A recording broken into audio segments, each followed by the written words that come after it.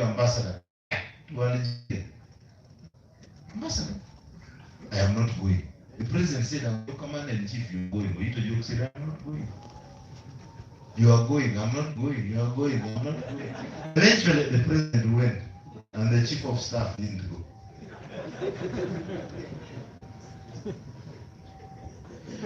When Lule was moved, I remember I was a student in Makera at that time. When Lule was removed, that's the first time I saw demonstrations. People demonstrated. When the removal of Idi Amin had been popular, just like his overthrow, but this is also a lesson. Idi Amin attacked Mengo, chased the Kawaka, then he chased Obote, and people loved him for chasing Obote. So they come in 1971. All of Kampala streets, people are grabbing. By 1978, everybody was wishing him to go. When he left, people celebrated. Professor Yusuf Lule, hey, Professor Wafel. So when Lule was removed, the streets demonstrated.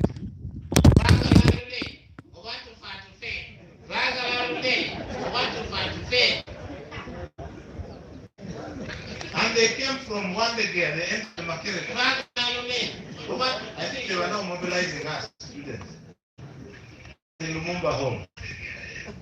So I went to one of the windows in C block. I saw people up there. Then when I was looking, I saw a Tanzanian officer in uniform. He had been in the hotel where they spent the night there. But I saw him walking from block A up to the custodian's area. He looked up at the demonstrators and he went back where he had come from. When he returned, he had a gun. And he cocked it. I was watching. He cocked it. And then appeared at the gate. The other people were there. Then he fired in the air. When I looked up, the crowd had disappeared. Now, I have never forgotten that incident because that is when I began to understand a few things. Because these fellows are saying, or too far, they are ready to die. But when the first shot was fired,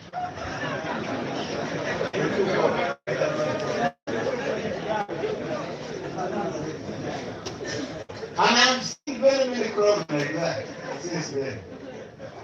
But now, of course, I understand it better. So Lule went. I was the one that didn't die. Somebody also shot a few, but not the ones I was looking at. Those ones survived. They all disappeared.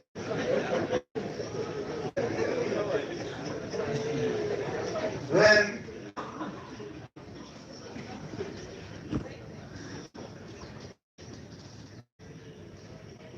Lule went, Benaisa came, Benaisa went, from Wangatuko, he organized elections, and Obote was returned to power for the second time.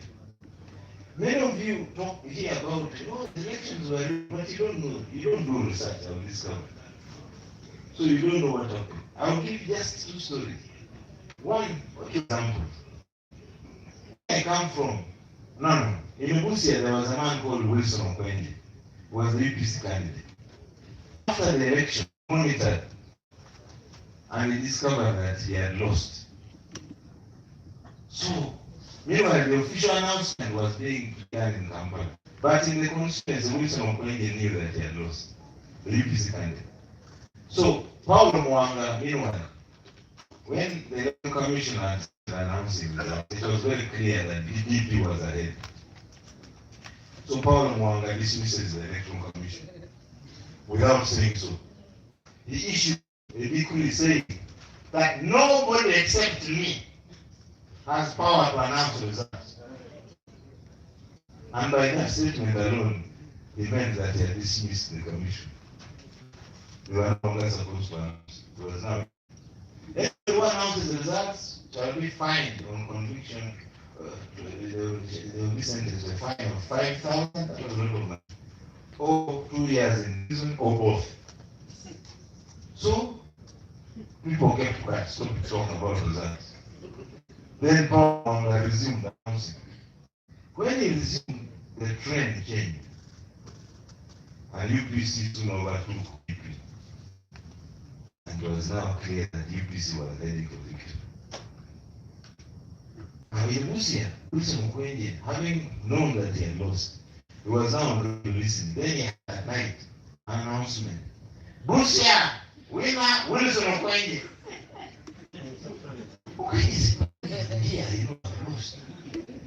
So he got in his vehicle and drove very fast to Kampala, to a place which was called Nine Mansions. You know it now, Serena Hotel. That's why Paul Mwanga and other big shots used to sleep. They would sleep in hotel rooms without paying. So, when he arrived, went to the room where Paul Mwanga, the head of state, was. It was practically not running things.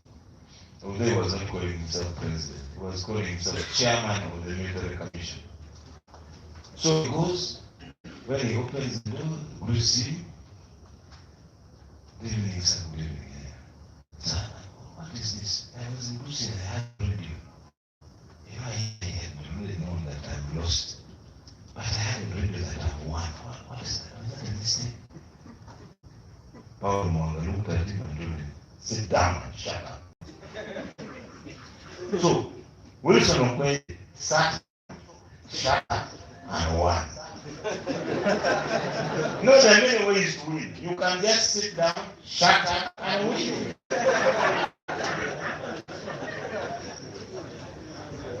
He became Minister of Public Service. That is what leads up to the second Obote regime.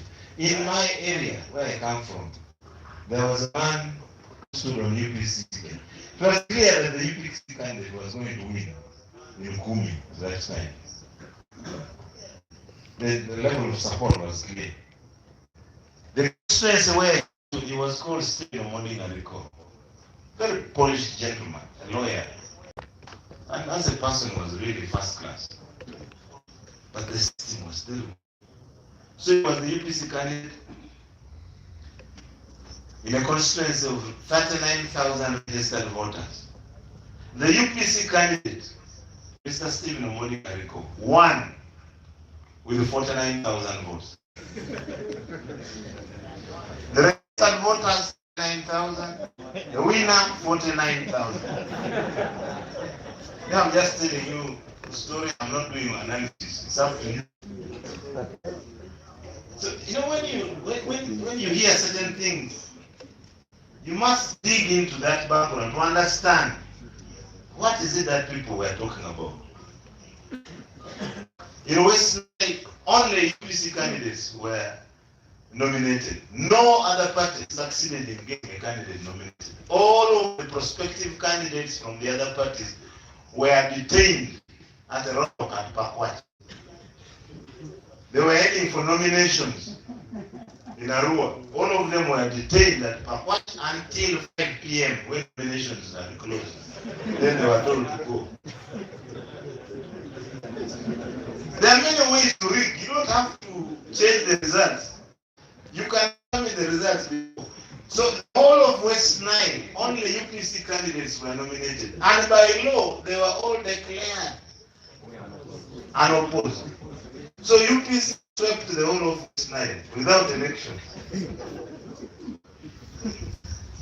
Those are the facts. So now second Obote regime starts. That's the background. And of course, I think some of you begin to know from there that a war was launched, and within the next 5 years, another change took place. But in between, another bloody change of government took place. And many people think that General Tito Okello overthrew Obote. He didn't. There was a lot of confusion. There was mutiny in the army. There was unrest. General Tito Okello was swearing that you people, if you don't stop these things, me, I'm leaving. And he had left. Tito Okello was in Sudan when Basilio Lara overthrew government. It was not Tito Okello who overthrew the government. Olaro Okello knew that his senior was Tito Okello. So after overthrowing government, he contacted General Tito Okello and said, please, you're my boss. You come. Tito Okello didn't like it, but eventually he came and became the president. So the correct history is that Basilio Lara is the one who overthrew government, not Tito Okello. And then another violent change in 1986 when the NRM came. So 1962 to 1986, that is 24 years. How many violent changes? No. You have the one of 66. President was overthrown. Very bloody. Then 69 was short. That wasn't a change, but was an attempt to change. That is two bloody ones. 71, 3. 79, 4. 79, 5. You remember Lule? 2 months. That was all in 79. That's 5, the 5th one. Then Binaisa, 6. Then Tito Okello, 7. Then NRM 86, 8. Bloody changes in 24 years. Elections can explain that. And of course, since 1986, as you all know, I don't know whether you know, there have been more attempts to overthrow government in the last 37 years than in the rest of Africa put together. There have been more rebellions here in Uganda than in the rest of Africa put together. But none of them has succeeded. The last one was, for some time in the north, there was Konyi, was defeated. More recently, these ADF have been trying to disturb, but each time they enter Uganda, none of them goes back. Most recently, how many had come? 40. And I think, did you find the 3 also? They also go. So all the 40 counted for by PDF. That's the reality in Uganda. So when we sit here and talk about peace, it has been at a very high cost. Don't take it for granted. The question you should ask yourself, what did we change? What happened in the content, the substance of Uganda? Which changed? What is it that changed? And put a stop to those violent changes of the past. What is it that we have done which has stopped violent changes in the last 37 years? Please, journalists, ask that question. Don't be emotional about it. Carry out your research and find out why Uganda is stable today, despite the fact that we don't agree with each other. There is something which has changed and stabilized this country. Find out what it is and about it properly. Because those are lessons for our future generations. Okay? I know I have gone into your break time. I'm sorry, Colonel. But I would like to abruptly here, but saying 2 things. One, I have not even touched 10% of what I came to discuss. Because it's the whole subject about how to look at the world and understand it properly. I've just touched a few. I cannot continue because all of us must act within certain discipline. There is a program which I've already violated. You are supposed to have gone for break long ago so that you prepare for the coming of a very senior person in this country. Another topic. So let us stop here. If there is opportunity, we can always come back. Maybe I will prepare for the next one. I can entertain some questions. All right? Yes, sir. But let's have break. But you also not just storm away. You wait for orders.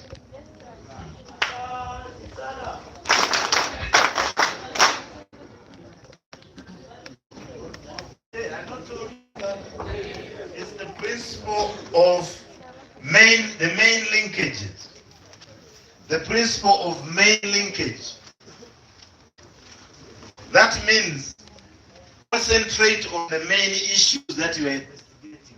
Don't get confused by so many different issues. When you are doing an investigation, the purpose of your investigation should guide you on what are the main issues and concentrate on those main issues so that you arrive at your story. So 3 principles. Always be objective, that's the principle of objectivity. 2, always study the history, the corporate history of situations. And 3, please identify and stick to the main issues, the main linkages. Thank you very much, Facilitator, this morning. Patriots? Patriots?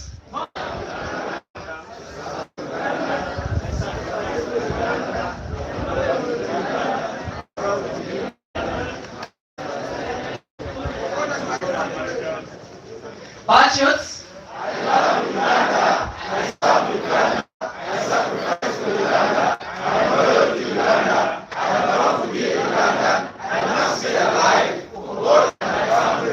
Patriots! I love Uganda. I serve Uganda. I sacrifice for Uganda. I'm loyal to Uganda. I'm proud to be Uganda. I must be alive for God and my family. This morning, we are privileged to have a presentation on understanding reality. I am sure the presentation has generated meaningful discussion within your minds and brought out significant lessons, as was evidenced during the interaction with the lecture. The lessons learned, I'm sure, shall be beneficial in your career as journalists, even in your future assignments, even at personal levels, as you understand reality and hope to correctly diagnose every situation that you are faced. Especially as journalists, you need to observe the principles that you have been told, and if we had time, indeed we should have had him for the whole day, so that we can dig into how we can understand the truth, because sometimes, as you have been told, you just give a shallow presentation, a shallow story which cannot bring out the views, and even considering the data, you find they are dismissing it. Yet, we have the time to study and bring out the objective reality. I thank you very much on behalf of the State House Youth Affairs Desk, which organized this symposium, and on behalf of the Uganda Journalists Association. I sincerely thank you, Mr. Odao, for having spent your valuable time to come and share your knowledge with the journalists. Please, can you join me in giving our presenter a loud applause for a lecture well presented in the shortest time. Asante sana. Ongeza tena. I wish to invite you also to join us for breakfast. Actually, break tea, because we broke the first early morning for break tea. And thereafter, if the guest does not come on time, we come and have some questions and answers. If the guests come on time, we shall write the questions and I will give them your email so that you can engage one-on-one. Because having knowledge myself, the first time I interacted with him, I had to pay this and spend days with Stormy so that I can understand. And my best subject I was enjoying teach was this one, when I was also a lecturer, way after he had left Tankwan's. Once you want to understand, you seek for knowledge, isn't it? Yes. Seek and respect the knowledge, and you have to look for people who have got the knowledge at your own time. You don't have to wait for a conversation like this one so that you learn. If you are interested, you get the contact of the lecturer, and at your own opportune time, you can pay him a visit, and you have a whole lot of interaction, or you can invite him. You have money. You talk about the knowledge, you share knowledge. Knowledge is not cheap. Actually, you can invite him Serena, those places, so that you can have the feel of the knowledge. I want to thank you very much, and I wish you They call it what? Bon appetit. Bon appetit after lunch. Happy breakfast, which is almost coming at lunch. Let's take it very quickly, 30 minutes, and we come back to lunch.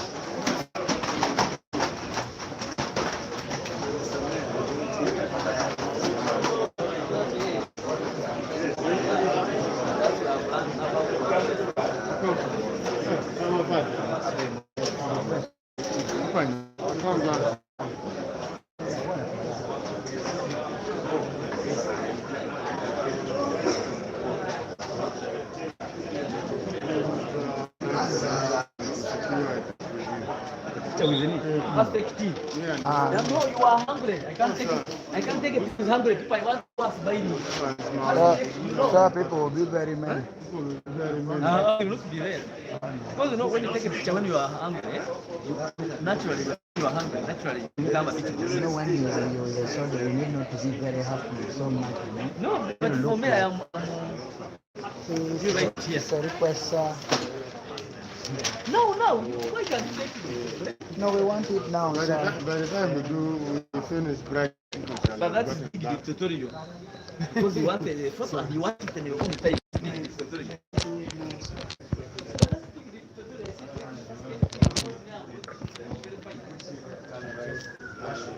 But you are not going to buy it. I don't. You give him the food.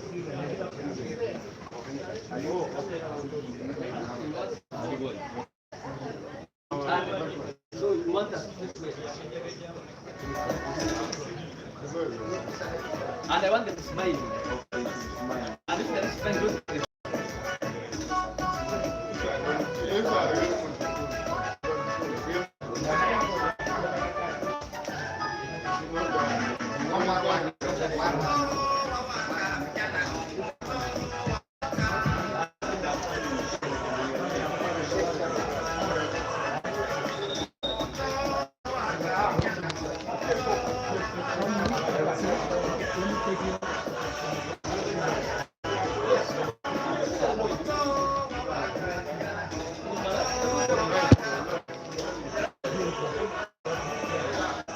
So many people want to take photos.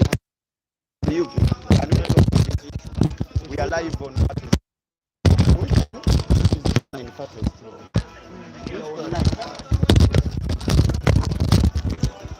what you do, you say your name, where you come from.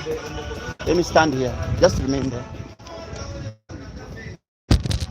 Tell us more about what you have already experienced now, everything.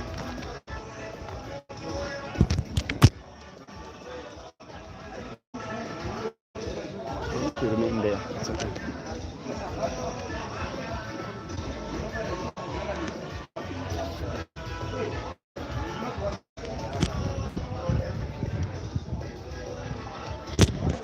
Okay, people who are viewing us from where you are, I think you are seeing where we are. We are right now at Kyambogo University. We are with the current participants of this training, of which we are going to get even the bosses of this program. And they will talk a lot about this. But like how you saw, we started with the trainers. We came in, we found some trainers doing some work. I'm Farouk, working with Fatwest TV. This is an online television. People who are viewing us live, we are streaming live. Whichever you're seeing, wherever you are in Dubai, wherever you are in England, wherever you are in America or in Uganda, I think you are seeing us. Okay, let me see one of our brother.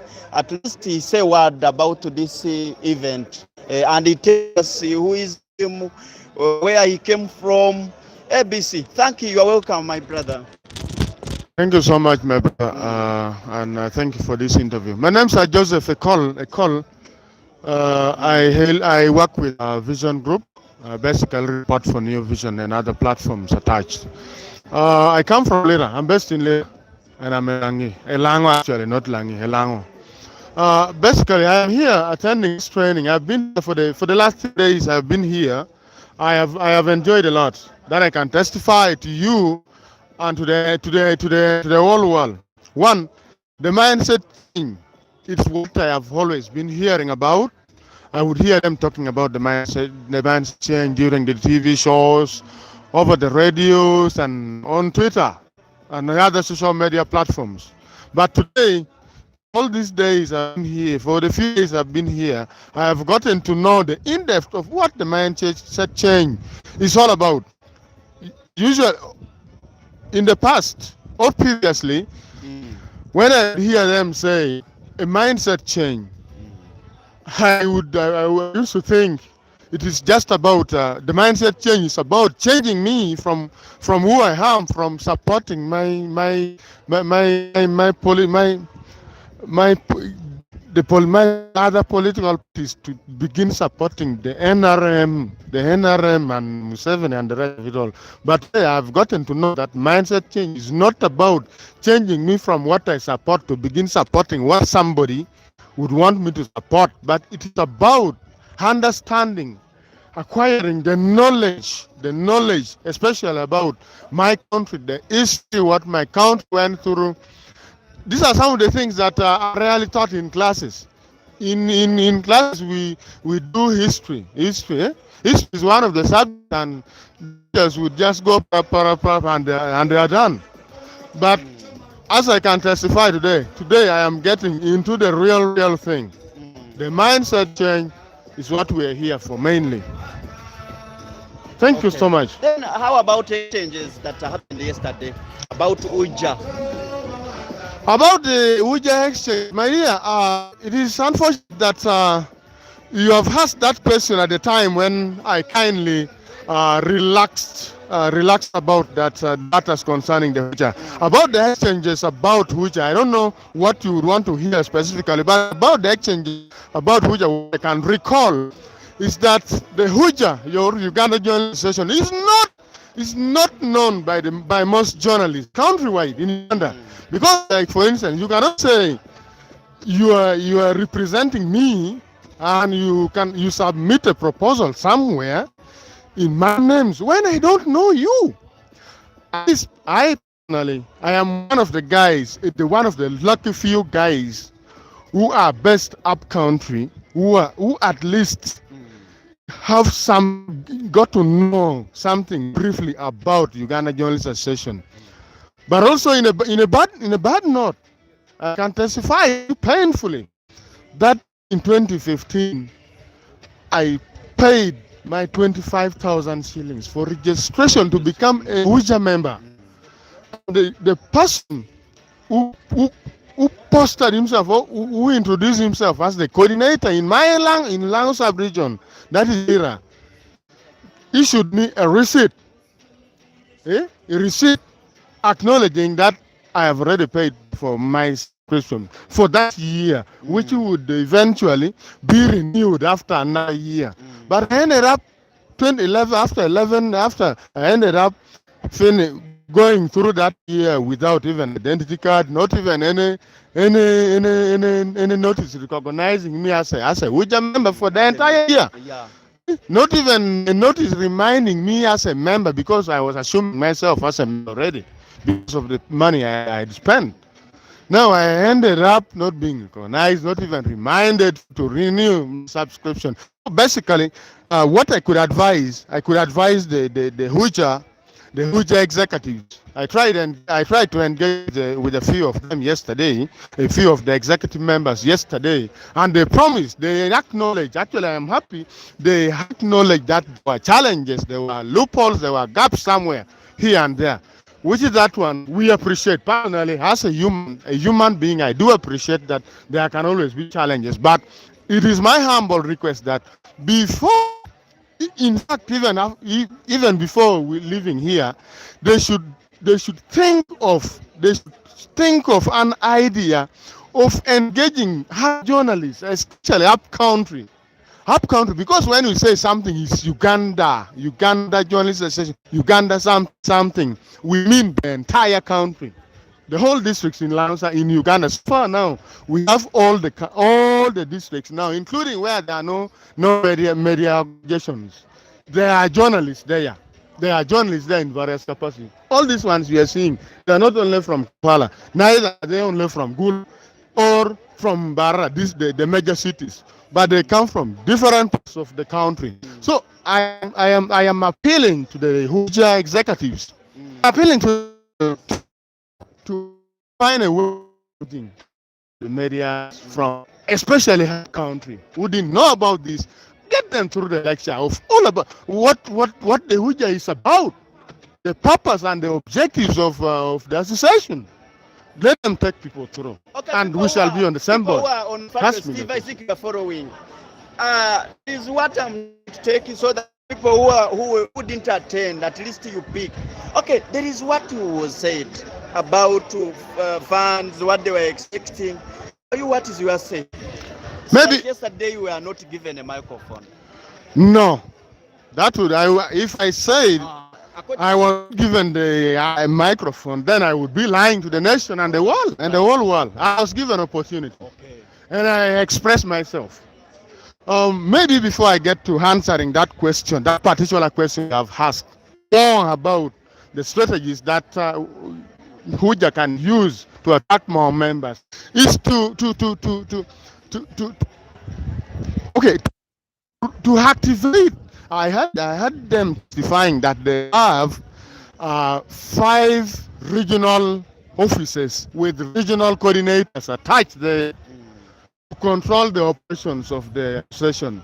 But in my region, Northern Uganda, I don't know where the office is, So and you the are not person who is satisfied? attached, I am satisfied, and there is even no member there in the entire North. President is coming on Saturday. Yes, What sir. are you expecting? Well, no president is a father. President is a father. If I say he's a father, I don't necessarily mean he's my father because I am my father in my own village. But the head of the country, the head of the state, he is the father. And expectations will always be higher. When you are going to meet your father, you will always have expectations, higher expectations. As of me, as for me, as a call, my expectation is that the president should share with us more about how, as the media individuals, how individuals in media, our livelihood can also be improved through empowerment. It can be a directive. It can be it's directive that to the link ministry. Eh? Can be a directive. It's directive to the line ministries. Basing on Luma, sorry for interrupting. Yes, Basing sir. on Luma, it is said that the Uja you are now against, it is trying to get money, the whole money, so that they put it in a circle, their circle. Are you satisfied to get that money in there? First of all, I don't want you to quote me wrongly. That I am against Huja. I am just whatever I have said here is just to guide Huja on what's right for the journalists in this country. One, about the funding that anybody. Okay, well and good. I may not know how far they may have gone with the process, but what I can advise is that before that money, anything be channeled through Huja. Let let the state house, let the president first it on a little, Okay. and until Huja sensitize all the journalists countrywide, because those are the beneficiaries. You can't just channel anything anywhere when you don't know the benefits people are going to get from it. People Some of these things I suspect had been submitted before to the president, before the president on his death, and no one had time to investigate whether they are right or wrong. People have been talking bad about the government that it has not done anything. What can you tell from your area what the government has done? Well, about the government achievements in my area, uh, there are two things. One, Uganda is large. Uganda is large enough, and we have 10 regions, and we have 5 good regions and 10 sub-regions. They got touch on the people, other people in their capacities. may complaining of may be complaining of the little support they have got from the government, the little development they have experienced from the government.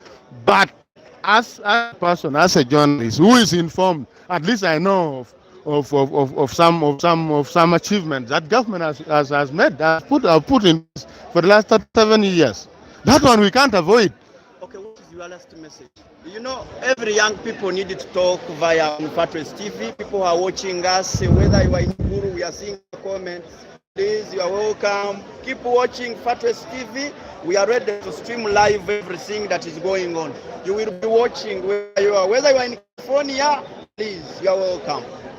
Thank you so much to the youth all over the country. I think we need to hold our patience, prepare patience.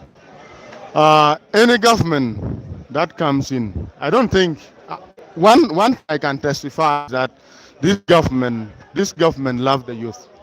Museveni's government and NRM government, the current government love the youth. There will be loopholes, maybe probably caused by other individuals, few individuals who are in the government officials. But the state is a state, and will always control and ensure that we are catered for. To people outside there, as I was coming here, and even as I am here now, if I attend this one now, there are already rumors circulating in various social media that they have picked journalists from they have drawn journalists from the entire from all over the country. You know Jara, it's from that side. Jara, I know. I think it could be coming from Gula. I don't know, but there's already that information circulating in social media that we have been drawn here from various parts of the country to be bribed off that we begin glorifying. We begin glorifying the government, siding with the state and the rest of it all. But let me tell you, the government is government. Once any government is steering the country, you must appreciate. If it is steering the government country in the right direction, you must appreciate. Okay, let us get to our brother. Hello. Continue. So, in your last words. In my last words, I advise the youth to pay patience. Let's not keep running around here and there. Let's stop running around here and there. Let's get back to our senses, especially for some of our brothers and sisters who think it is only going on street that can bring things right. We can still say there is opportunity. Much as we may feel there are challenges here and there, but we can still sit down and channel our issues through the rightful channels, and it will reach the government, and the government will act upon it. Okay. At least the government has never let us down. Okay. Never. We have pushed our voice higher. Okay. This is Fatways TV. Make sure you subscribe. Make sure that you get your story from there. Share it to others who are in good.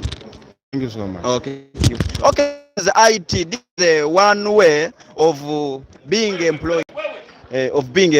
As long as for example, there are 4 sources of income: IT, even other things. So this is IT. Can you say anything?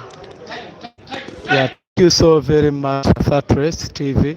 Yeah, my name is Edward Mugasa. I come from Bulisa district, and I am very glad that you come to take this to the entire world. Right. I want to appreciate the government of Uganda, more so the president of Uganda, for seeing it essential to invite the journalists in the entire country so that can have go through on socio-economical transformation of our country.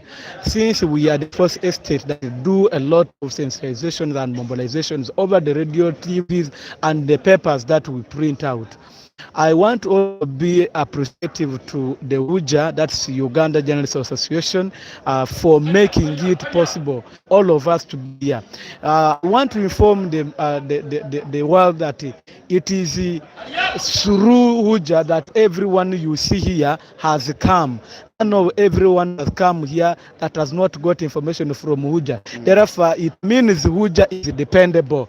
We can depend on UJA. So for that purpose, I want to commend UJA and say like you push, you continue with the spirit. Don't lose the track. Don't lose hope, and don't be moved out of track. Now, I also want to say that I've learned a lot of issues since I came. Now here 3 days, like it has been of a very great value to me. Why? Because there are some other things that I just never heard of, like how the transitions of the leaderships that we have had in this country, the presidential leaders and other that we have had. So, for that matter, I want to say, in Uganda, journalists have been like operating on just narrow information about the country. Like with this engagement, our knowledge has been extended, has been widened. Therefore, I say such things should be of value, and they should always repeat for the benefit of our journalist profession. For example, very many of us didn't know that there is also a need for us to be empowered. We have always told some people to get economically empowered, but with us we are not empowered necessarily. I want to appreciate you, Fatwest TV, for giving us an opportunity to be live and speak about the issues that are concerning us. Okay, thank you. But what is yours on IT? Because President has been emphasizing, and this is another way we are using so to give information to whoever is there listening. Yeah, IT is good. IT is good, and we are beginning to see a sense of good innovation of the IT. Since we can see that nowadays, now like here, I am speaking, I am being watched all over the world. Whereas in the ancient days, it would be analog. It would be analog.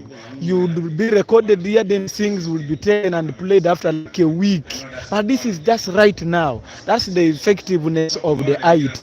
I also want to say that it has even helped to address some issues.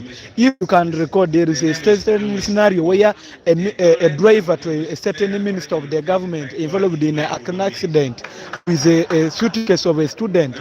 It only took a few minutes for the entire government to know that there is a scenario that has happened just by the help of the ICT. Therefore, Mr. President, if he is doing issues concerning the IT in the development of it, I would say even the tax that they put on the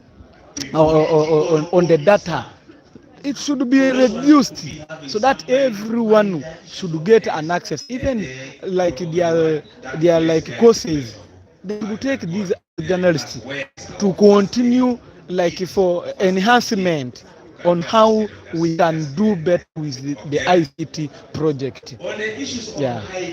Thank you so very much. My name is Edward Mugasa. I'm not missing from Bulisa district. From which district? Bulisa district, the oil land city. It's where there is a lot of oil production that is going to happen, where the CPF is. Yeah. But Myoga, you just talk about even PDM. Yeah, Myoga. Because they are saying that the journalists didn't get. Yeah, Myoga has their policies. Yeah. It has policies that have been designed by government, whereby every journalist that would want to benefit has to follow. That's what I can say. Okay, so what do you expect now, according to expectations? Because they say we are likely to go to Chankwanzi. Yeah, my expectation is that these things continue to happen, the more and more, because the more they happen, the more equipped we are continuing to get. Yeah. Okay, thank you. Welcome. Okay, people, we are likely to get officer, the boss in charge of this thing. So he will be talking with us. I'm trying to get him who are viewing us. Thank you. He says you are the actually the vanguard soldiers, the soldiers of information. For us to depend on you. Without you, there are these people who use the when they go to press. Yeah, they call them a traffic. You have gathered something which looks like trumpet. Even the message the prophets used to use this. Okay? So prepare your questions, and especially this one, as mentioned of these principles are very important for us. Especially the principle of objectivity. Look at the things, look at the situations the way they are, without necessarily you subjecting your own opinion. Are you getting a point there? It's a very big and long topic. It would actually take us 2 days, but because of I would like the way you summarized it. Look at the situations the way they are. Do not subject yourself to say this is how those people are backward. May I tell you one of the examples? If you have ever driven this road from Mbale, Kampala Mbale, start from Mbale, now you are going to Kumi, actually Bukedi, and then you go to Kumi. From Kumi you produce to Dokolo. Dokolo you go up to Kona Kamodini. There are features that will really tell you that to some of you who are not objective, you may think that those people are backward. That because all of the houses they use are made of mud and grass. That's a person who is subjective. But a person who is objective, making analysis, he will just look at nature itself. Those people are still dependent on nature because nature is still abundant in their area. Are you getting a point? Yes, sir. Whereas in other areas, you cannot even take your cow to graze in someone's land. Go along Luero here, go to those areas of Masaka, go to Nakaseke, all of the area is fenced. Your cow to cross there, God. You want to cross there, God. But there the nature is still in what? Abandoned. That is called objective thinking and objective reasoning. Do not subject your views to subjectivity. You have to analyze these things objectively. Another example, for example, who tells you that a Kyambogo, if a tomato is prepared, they cannot eat? Who tells you? Nobody. You say Karamaja cannot grow matoke. Tomorrow they are putting you at this. You that have already known you are from neighbor there. You are from there. Capture this matoke. Another one from who comes from Masaka. Very good. My brother there tomorrow when he's appointed at RDC, he gets annoyed. He becomes emotional.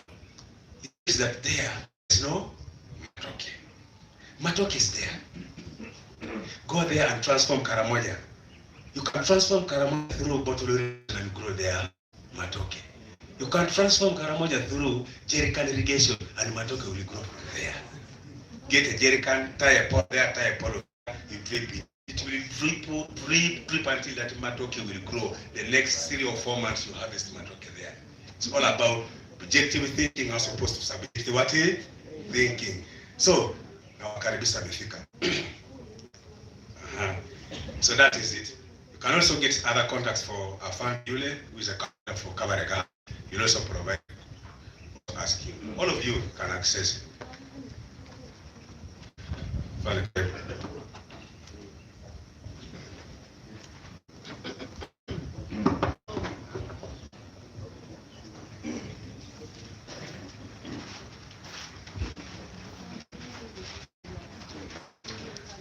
Patriots.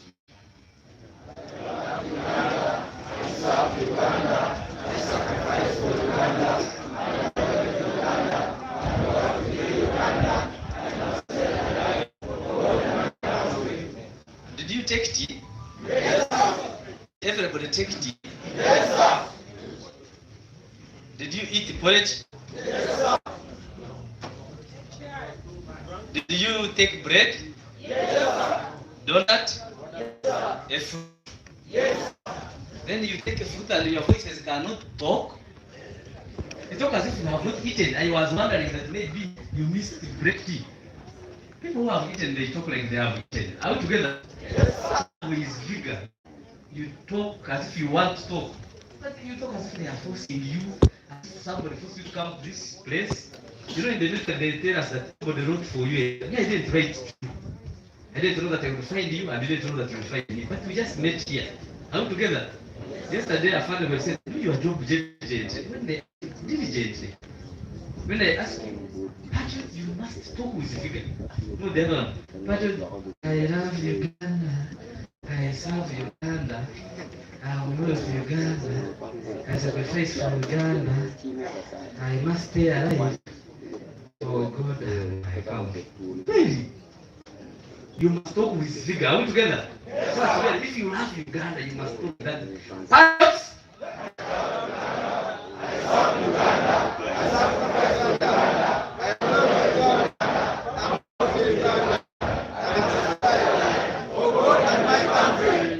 It's better than the first one, but not at the standard which I want from journalists. But nevertheless, you can go with that one. We'll come back from the break. Our guest facilitator, we give him at least 20 minutes to answer some of the hot questions which you cannot keep alive before he can continue on his journey to his next destination. So you're welcome. Okay, you can put up your hand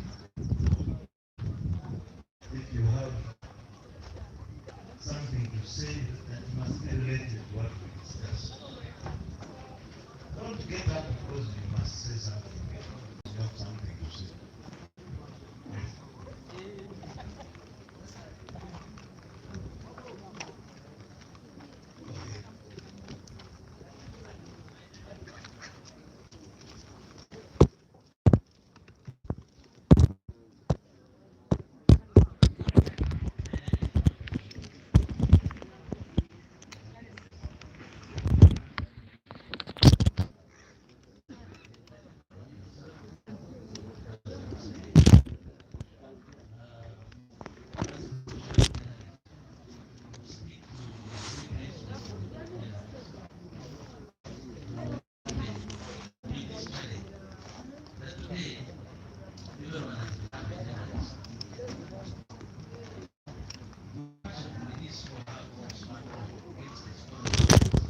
Okay, people who are watching us from where you are, this is Fatres TV. I think you are watching. Right now we are at Kyambogo, like how we told you. Now it is Saturday. This symposium is for journalists, but we are trying to see that we get different people, including participants and bosses or even the trainers. So we'll hear from different, like that if you don't really feel like a bit, you that we are going to different heads and the trainer.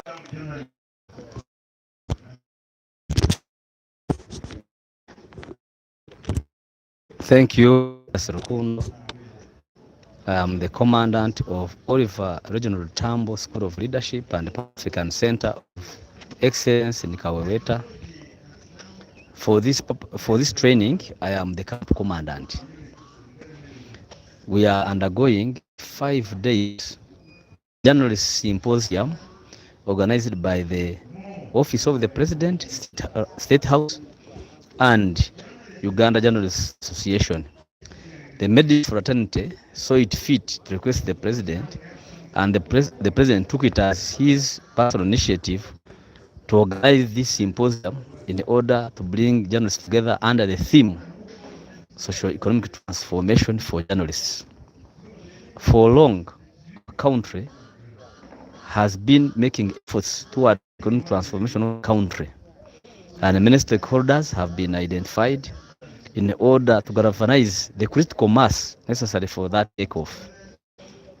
Understand that the struggle for peace and democracy was complete. That was the first liberation, and now the country is faced with a challenge of ensuring that we chase poverty out of Uganda. We change society from a peasant economy to a developed, modern, and based society where everybody enjoys being in Uganda. For that matter, we need a critical mass, and journalists are such of the critical mass mobilizers. Therefore, recognizing the importance of journalists in giving information, in educating the masses on how to fight poverty, how to reduce the poverty within the household, of how to empower households, of how to embrace and benefit from government programs which have been around. Because when you consider the government programs that have been around for some time, you realize that the problem actually is our mindset. People don't have an attitude to work, but even those work, they don't have calculations. They don't work with calculation, as the president has been guiding time and again. For that matter, it is very, very important that we work on the mindset of all Ugandans to ensure that we embrace hard work, but also we work smart. We work to look at what can make the best returns in one's life, and so that we can transform society. If we do that one, we would have achieved the objective to ensure that according to our vision 2040, we get Uganda out of a poor country to a upper middle income country, then the first world. For that matter, the journalists are here to learn and to see how to pledge to do journalism for social economic transformation of the country, to have that social consciousness of knowing that you cannot be better among the Ugandans who are poor. If we all want to be better, then we should all work towards ensuring that we are all better as Ugandans, because that's the purpose of social consciousness. In observing the 4 principles of patriotism, being united because of interest rather than identity, avoiding sectarianism, and ensuring that we embrace unity of purpose at all times, and then Pan-Africanism of ensuring that we embrace the greater federation first for the market integration, and then later political federation for strategic security of all the African peoples and liberation. And then socio-economic transformation, of ensuring that we embrace the changes in the lifestyle of Ugandans by ensuring that we increase household income through the 4 sectors: commercial, agriculture, industry, services, and ICT, and embracing the 7 activities that the president have highlighted, so that each one is engaged in income generating projects, so that we don't work only for the stomach, but also we work for generating income in our pockets, so that we liberate our country a back society. Therefore, journalists have been here since 6th of February. They will be leaving on 11th, and they will call a day with the president to ensure that they give their pledge, and they hear also from the president what is required of them as good journalists in order to transform society. The role of journalism in mobilizing masses, journalism in setting examples and the pace for the achievement of our vision 2040 can no longer be undated, and such is a honor where the president has decided to make that initiative of meeting them, so we all work for Uganda, because it is that developed Uganda that we shall all enjoy. I thank you very much. I thank the organizers of this team. We are here, a team from Oliver Tambo, a team from Chakwanzi, a team from the National Leadership Institute, a team from the Chief Political Commissariat. We have got a number of facilitators who have been here. Her Excellency, the President of the Republic of Uganda, officially opened the course yesterday. We have had prominent generals from the Uganda Defense Forces, including the Deputy Chief of the Defense Forces and Inspector of Uganda Defense Forces, Honorable Lieutenant General Peter Ermeru. He was here with us. We have had other generals coming to talk to the participants, and even more are still coming. And we hope that by the end of the session, by the end of the symposium, we should have had a changed and transformed mindset of journalism.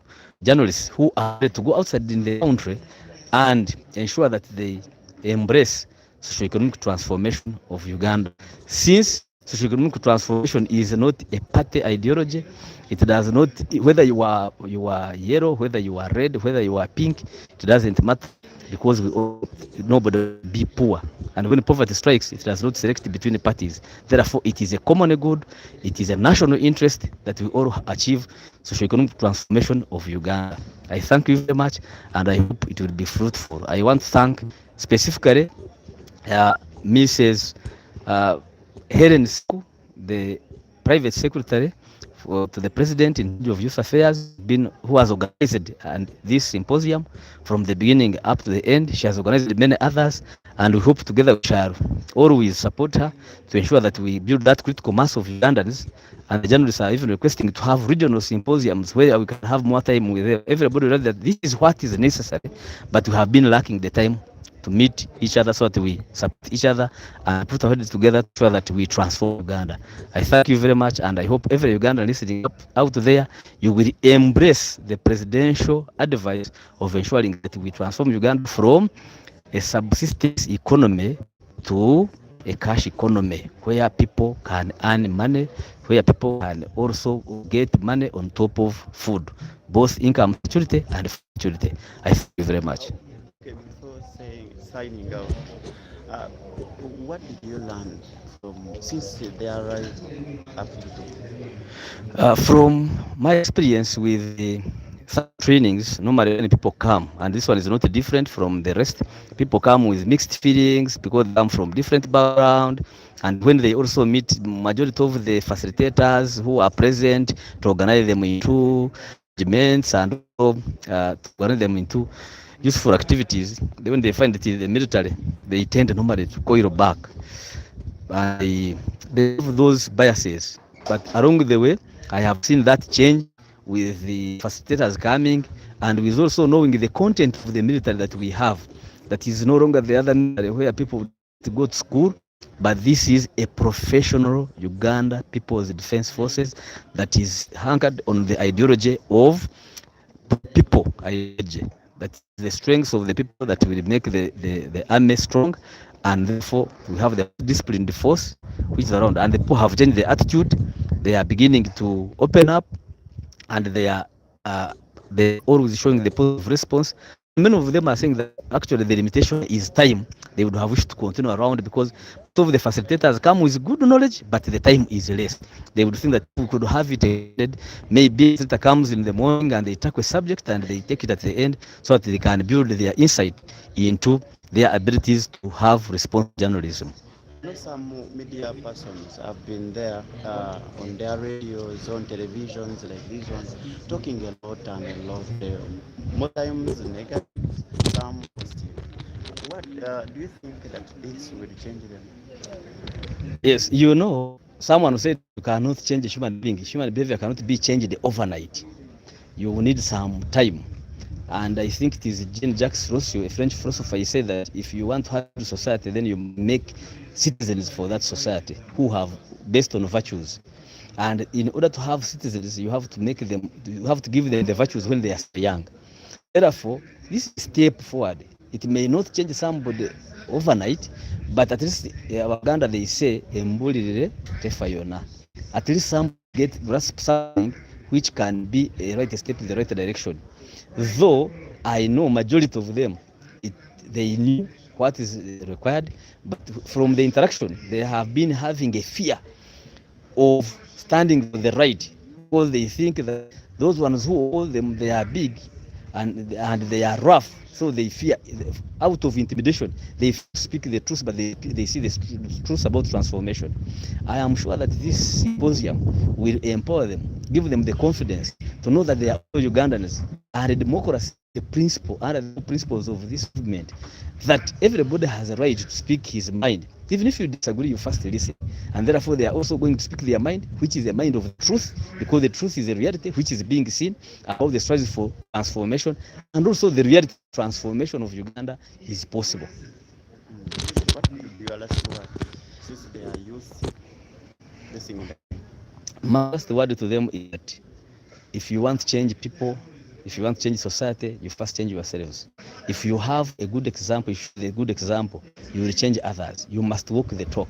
So if you're a journalist who is going to tell others about transformation, you must have a positive mindset towards transformation, knowing that transformation is possible, but also you yourself embracing transformation efforts which are visible by the people. The way you behave towards people who is influence them on what they believe about what you tell them.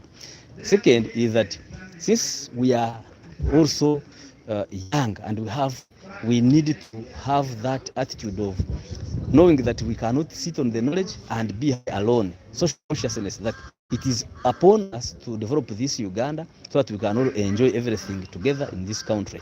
If we think as journalists we can be highly paid, we can. So when you are talking about, you should talk about a better Uganda for all of us, because you cannot be highly paid economy which does not collect enough taxes.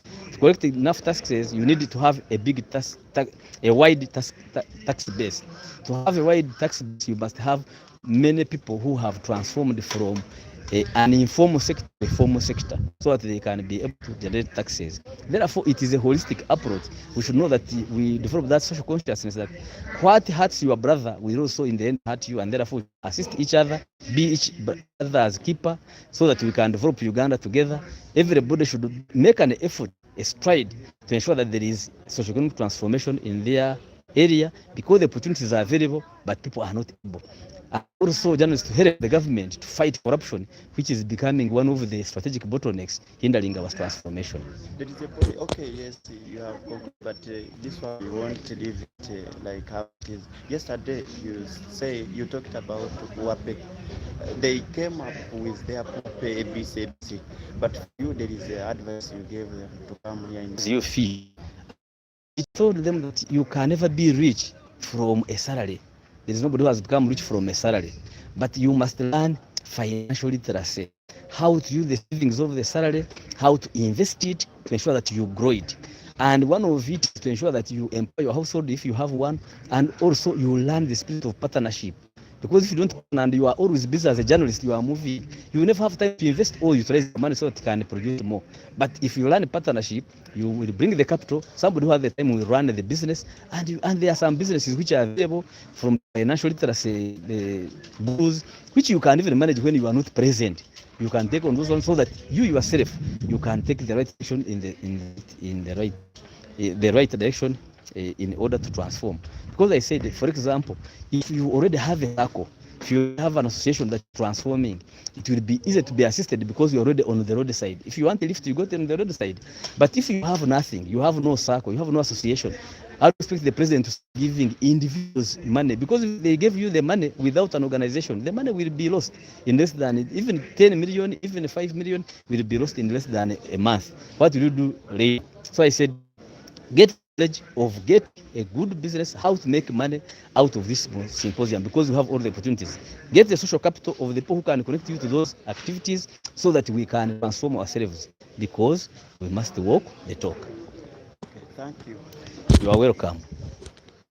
Okay, people are viewing us, people who are on YouTube, you can stream live Fatres TV, search Fatres TV, you will watch us. But we are trying to get different officers so that they come and say a word to you. Now we need to get UJA member. We are trying to get UJA member, and we get PS. PS, she will be here telling us more about this thing, because she's the organizer. She has been organizing this. I think you heard the way how Vice President described her. She said that she called there is a way, but all those you are going to get from for us. We always bring stories, live shows, what is going on that is developmental. Let us get I don't know whether we can get the UJA member. If we can get UJA member, still he or she will say word. UJA. Aya. We are likely to get the boss of the thing from PS, but there is what still doing. but we are likely to get her. As you wait, she will come and say what.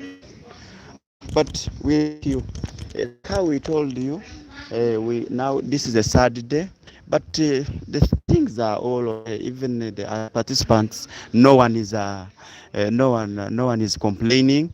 They eat, they drink, they sleep, not like the other projects. Yeah. So that is the story. We are going to read your messages soon. We are going to read your messages. People who are in Canada watching, people who are in the US watching, people who are in Saudi Arabia watching. Keep watching. Keep watching. People who are in Marara, yes, we thank you. Keep watching Fatwest TV. People who are in Ushenyi, people who are in Tungamo, people who are in Chiruhura, people who are in North. Keep watching this TV. Wherever function is, especially those important things, we have to bring it for you near. But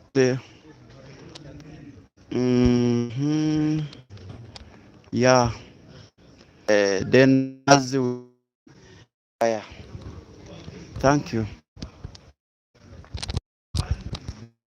But we like you so much.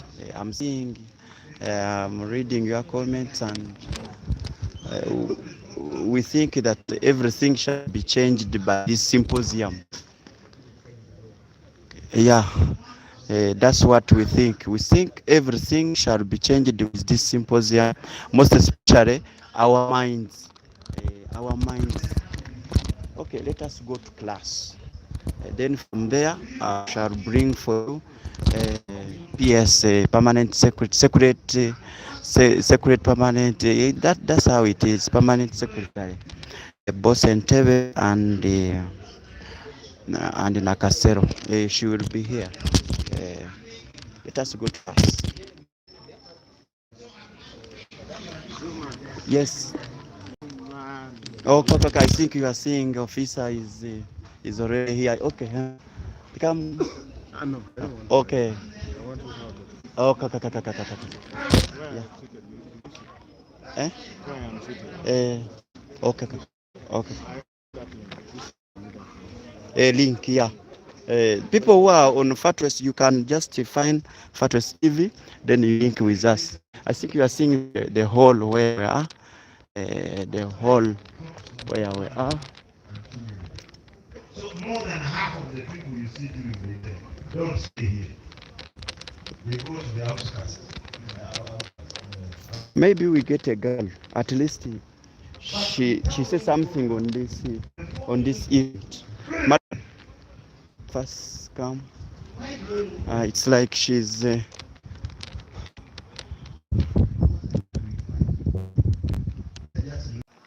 have the mayor. What? Probably it's 10 million in one city. No crowd. Because there is someone busy in an office. People are working. The reason why you see are not working. Like in taxi park, the majority of people there have nothing to do. Because you can find a person, 4 of them. There's one taxi, 4 of them are going. 4 people. You who's going to Natete, you know where you're going. You know where the taxi is. But this person is saying Natete. Now he thinks he's working.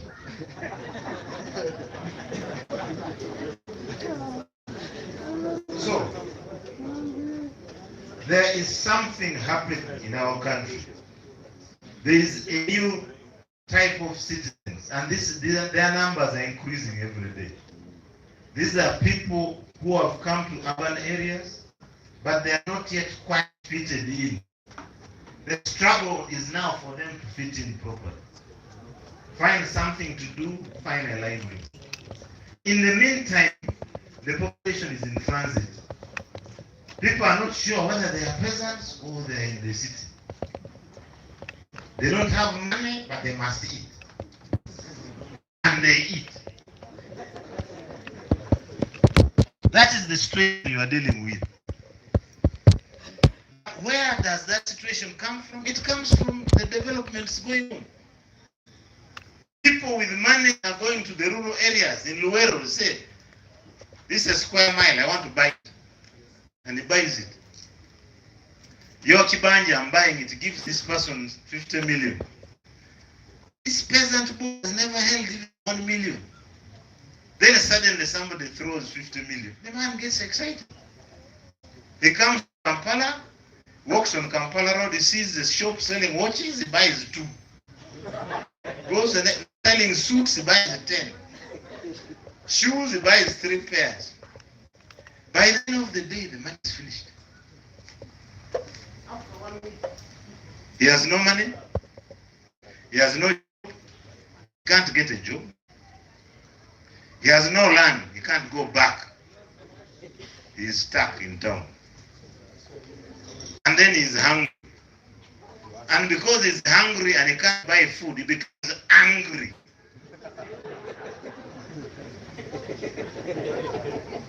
And then you meet that one with your stomach. A man who is angry and he doesn't understand what is happening in his life. He becomes a target for me who understands. I'll go to him and say, do you know what? Your problem is, you see that man there? You see his stomach? He's the one eating everything. And you will say, what? Well, you are right. This one is my problem. And for you, the next thing you know is that you've got a slap, another one. And you're not understanding what's happening. Are you understanding what I'm saying? Yes, sir. So when you write about these things, do you understand them scientifically? That people are being invaded by development, and they are being displaced by the development, and they have not yet found a new position. This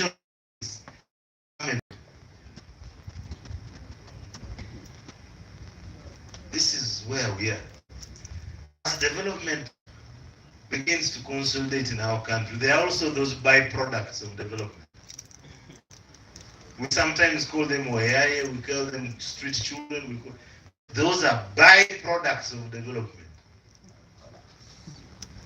They have not yet found a new station in life, and during that transition, anything can happen. In Uganda, all you need to do is go on the main road there and say, thief! Just shout thief. And before you know what's happening, 1,000 people have come and they're saying, where?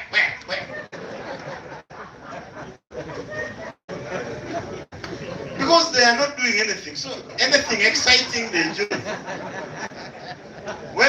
If you are from Makere, you say, we go, they will come. We go. By the time you reach City Square, 10,000. Where did they come from? They have been there. They had nothing to do. But when you created something to do, they join you. Because as they are doing whatever it is that you are doing, they can also see Symposium and grab. Also see something and grab. And that's what they're after. They are not necessarily your supporters. They don't necessarily know what you are telling them to go to do. But that there is something to do because the whole day they are bored. Do you understand these dynamics properly? Now you can be a journalist. Analyze things, understand them scientifically before you talk about. What was the other question? I hope I've said something about what's happening in Gulu. That these are part of the new phenomenon I'm talking about. And as we encounter such phenomena in society, it's our responsibility to work towards reorganizing society. Because society is being dismantled. The old society is being dismantled. We must now organize a new society. It's not accidental that recently government created many cities. Because that's where we are going. We must organize the cities. Gulu is a city because it's going to grow whether you want it or not. The young people don't like, some of them don't like being in rural areas. They want to be in the cities. But now you must plan the city. They have come before we have planned. Those are the ones my brother was complaining about. And he's not understanding where they come from. They come from around. But the point is, leadership must now organize a new society. And when you see some of these things, some of you say, how can you create so many cities? They will create themselves if you don't create them. You might as well create them and plan, so that we don't have the problem my brother was complaining about. You see what has happened in Kampala? People came. We did not plan for it in town. So, I mean, what did they do? They came and they have occupied all open space, including any channels everywhere, with no roads, just houses, shacks, not even proper housing, but a small roof house. Persons are there. Now we are all stuck in this situation. Whenever it rains, the water wants to pass the houses. We didn't plan. So you might as well begin to plan, because this is the way our future is. Organization is reversible. You might as well begin to plan for urban centers. That's why we created so many cities, so that those become planning areas. And if we can reach a point where anybody to develop anything in a city must follow the master plan. Once we reach that, then our cities will be okay. What was the other question? Huh? Idiots. Huh? Idiots. About Idi Amin. You know, you're a journalist, or you're a journalist. If you can differentiate between fact and ordinary idle talk, then you have got a problem. You remember I even showed you that I had seen it also. Because it's there. The thing that my brother was complaining about, that how do we control these people who have made themselves journalists. That is one of them. It's no fact about it. But you see, when people have something amusing, they will even create stories about that person. Those of us who are around have both very sad stories, but also funny stories about Idi Amin. He didn't know English very well, so we used to crack a lot of jokes about his English. There's a friend of mine who once told a story that Idi Amin was talking to Wazungu, and he was saying, see, these soldiers of mine, he was talking about pilots. These soldiers of mine, they drive Volkswagen in the air. They go up and down, up and down. And that he turned to the journalist, and said, it is? Meaning, isn't it? It is? Then they said that the other said, yeah, is. And we would laugh. The stories are there about Idi Amin, but that's one of them. And me who was there, I never had it at the time. I saw it recently when WhatsApp and YouTube appeared. That's when I saw that thing. Therefore, my answer is I don't think it's really happened. It's just one of those things. But it's part of making fun of Idi Amin because of his poor command of reality. What was the other one?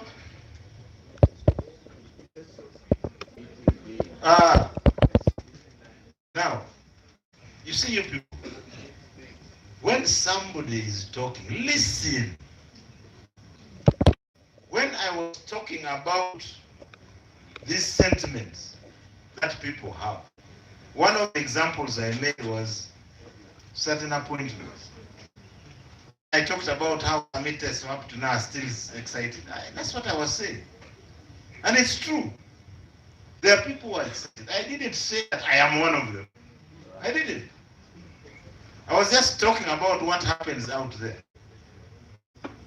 If you have listened to me since I started, you think I could say that? No. Me? I can say I'm excited.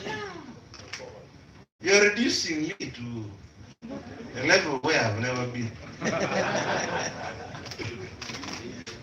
But I was describing what happens in our society. Okay?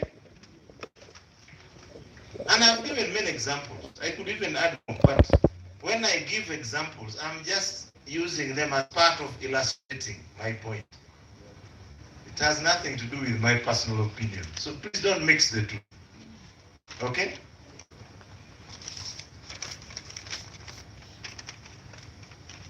Who confers ranks in the army? Now, when you talk about institutions, that question reminds me of the need to build institutions. And that person who asked the question, I think, was very clever. He didn't say what he wanted to say.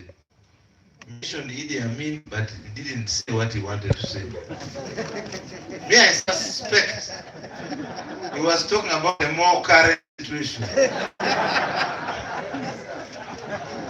And all of you seem to agree. Now, you may not be aware, but in the army today, in the UPDF, we have, it's called a promotions board. The Army Commissions and Promotions Board. It sits, it receives proposals, different names, or it can even generate its own proposals through its structures. And it debates, and once it recommends, it can only recommend.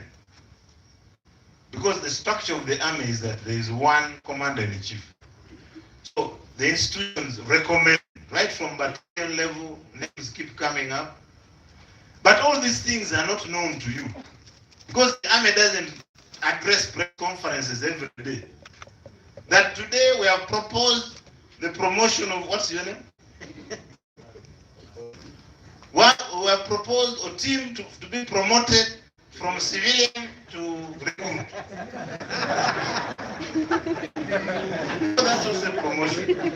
From civilian to recruit. The army doesn't do that. So for you don't know. You just hear when the announcement is made that the following is being promoted. You think it's just one person doing it. No. There are all those institutions at unit level, at different levels, until it reaches the Army Commissions and Promotions Board, which now sits and determines and recommends to the Commander-in-Chief. Now, the Commander-in-Chief usually is advised. And when an institutional arrangement is recommended, it's not often that the Commander-in-Chief disagrees. He agrees at times. Then the announcement is made. Like recently, for instance, you learned that the Commander-in-Chief was decorated with the Medal of Katonga. Now, he didn't wake up and say, give it to me. No, that's not how it's done. There is a whole constitutional body which determines the award of medals. And that body is constitutional. It sits, approves, then passes on a list of names to the Commander-in-Chief. So, they can propose, but you, man, you deserve this thing. So why don't we give it to you? And that's what happened on the 6th. The Commander-in-Chief was awarded as a result of a decision made by the constitutional body charged with the responsibility of determining who gets a medal, whether civilian or military. Those things had been suspended because of COVID. But remember, almost every celebration, there would always be awards of medals. That had been suspended until this last 6th on Monday. We are now resuming because Ebola and COVID have more or less been fairly well contained. So it's now possible to have gatherings. So it's not true that what used to happen is what happens. Things are now institutionalized. There are committees, there are boards, there are commissions. that make recommendations, that make decisions, and which are followed up along the chain until the top.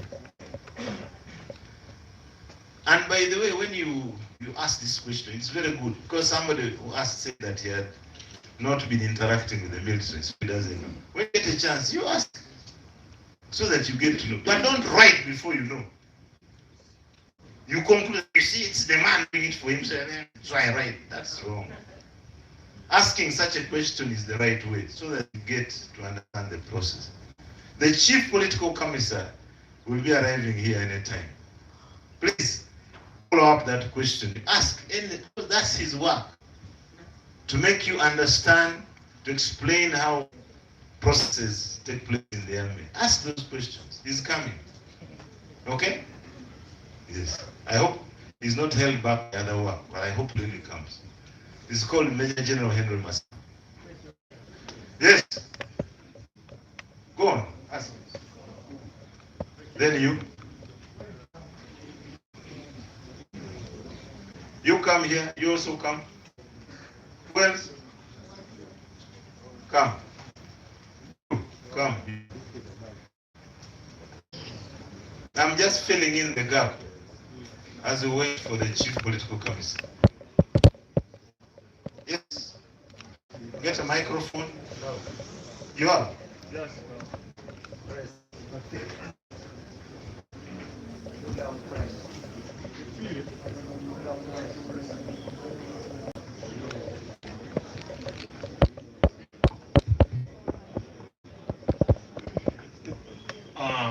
Thank you for the brief and the reality given to us today. We now, I think, understand Uganda, where it has been and where we are going. I have only two questions. One will be the desire for presidency since 1962 for Uganda to have 8 presidents in 24 years. Do you think it resulted from the classroom teachings of history on France and Germany, or political education? That's one. The second one, the stay of President Museveni and NRM in power for 37 years, does it have a reflection on the common man's data, what we call move to the left policy?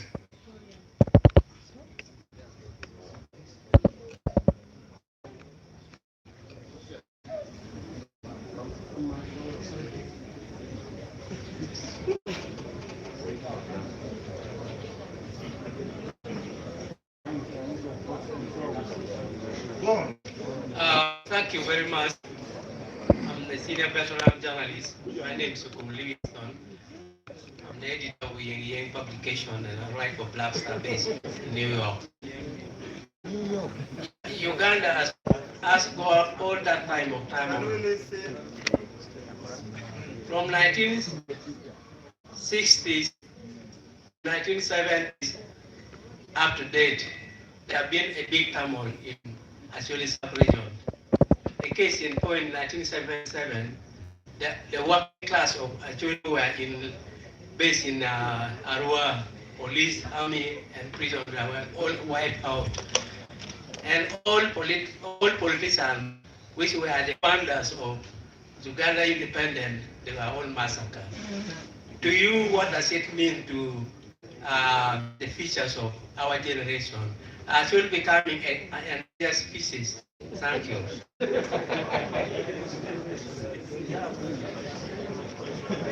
Thank you so much. My name is Will Kana. I report for KSTV.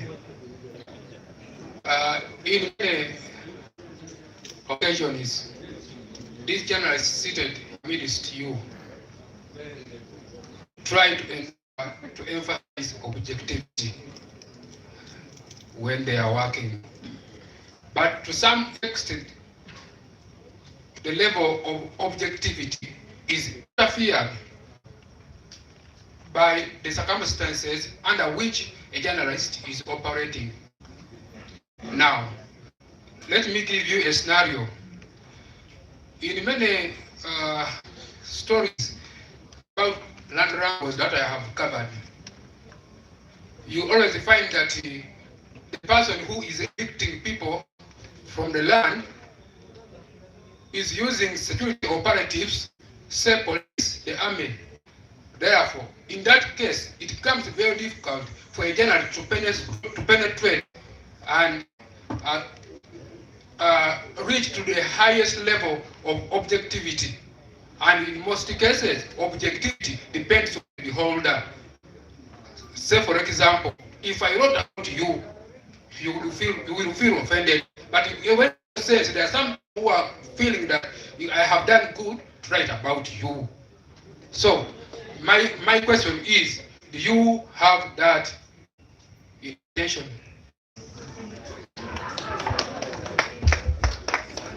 Thank you. Thank you, sir.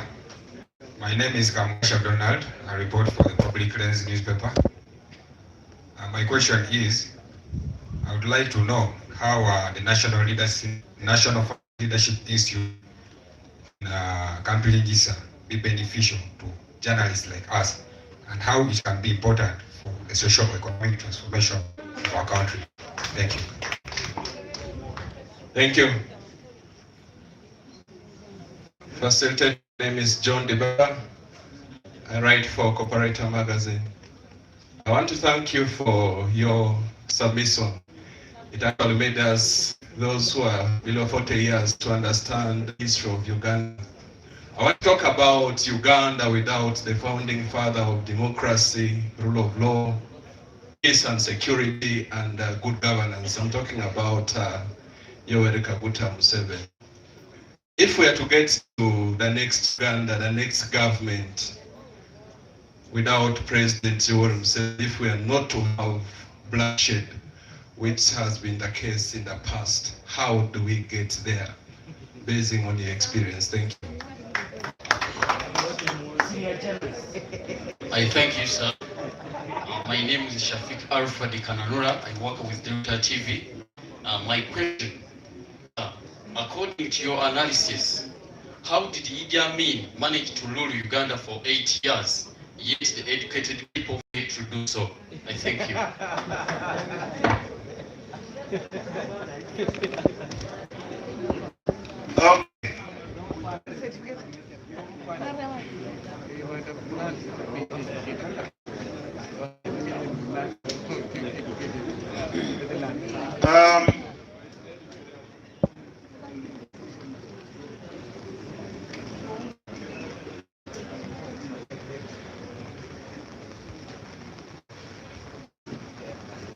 Museveni for 37 years. Does that reflect the common man's charter? First of all, I don't understand the question.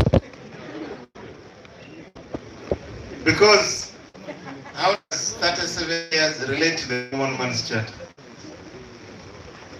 I think it would be good if we read the common man's charter first. What was written in the common man's charter? And then we ask, does it relate to the 37? Because I don't see. I don't understand what this person, I think he wanted to say something, but he didn't say it. When you introduce the common man's charter, you spoiled the question. I think you wanted to ask that, are we okay with these 37 years? Maybe that's what you wanted to ask. Then you wanted to hide it somewhere in the common man's charter, and I got confused. But that question is related to the last one. How does, the second last, what will happen after Museveni? He's asking me, do I see that we shall be all right, or there will be a problem? That's what he's asking me. It's also one of the issues which are being debated, discussed by Ugandans. Now, my answer is, and it's also related to the last question, that how did Idi Amin manage 8 years when professors failed? All those three questions are related to this answer. Leadership, if we want to ensure, even you, if you want to be a good leader, start by knowing that leadership is a science. It's not accidental. And even when Idi Amin went for 80, it's not accidental. You need to understand the science of leadership, understand the science of what is called the state. What is the structure of the state? What are the key elements in the state? Then you'll begin to understand how to exercise leadership. But for us, we look at individuals. We look at Obote. We look at Idi Amin. And then we say this one succeeded, the other one was overthrown twice. But Obote was more educated than Idi Amin. How comes he was overthrown? By the army twice. And Idi Amin was only overthrown through an external mistake. When he made the mistake of invading Tanzania, Tanzania came in and overthrew him. Leadership is a science. You need to study. I imagine there are topics on this. The state, political economy. There are topics that you will be taken through, which will tell you about the science of managing society. It's not accidental. The 37 years are not accidental, it's scientific. Let me tell you today. And it's not because one individual wants to be there. No, it's a science. Once you get the science right, then you can do certain things. It's a science. The moment you don't understand how to manage society, you will not, whether you're a professor or not. But when you understand society, then you know how it operates, you can manage it.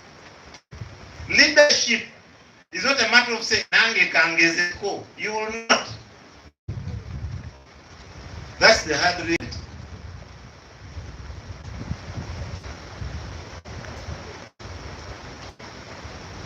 There are subjects which some of the topics you will go through here. How does society move? How does it move from one stage to another? You must study. Now I can look at you and even begin to work out how you are thinking. How do I do that? I can study your background. I know the courses the schools you went to, how old you are. Now with all that knowledge, I can meet you today and actually look in your eyes and say, she must be thinking about this. It's not magic. It's a science. Many of the disturbing your heads are because you don't know the science of management of society. But if you knew that science, then you would be relaxed about many things. Even the one who is worried that what happens after Museveni, are we safe? Do you understand the state? What are the key elements in the state?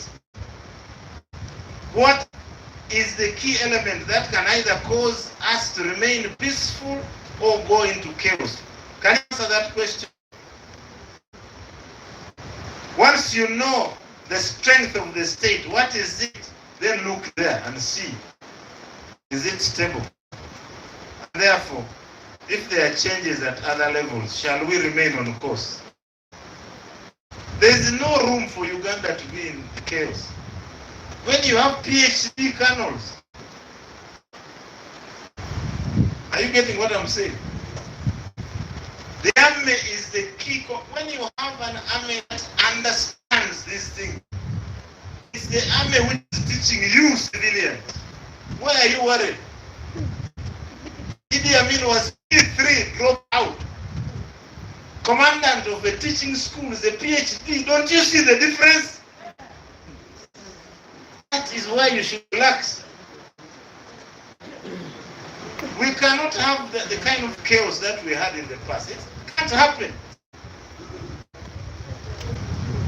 It cannot happen. But when the time comes and there is a peaceful process, please give my number and ring me and thank me. Because for me, I'm not worried. You worry because you don't understand.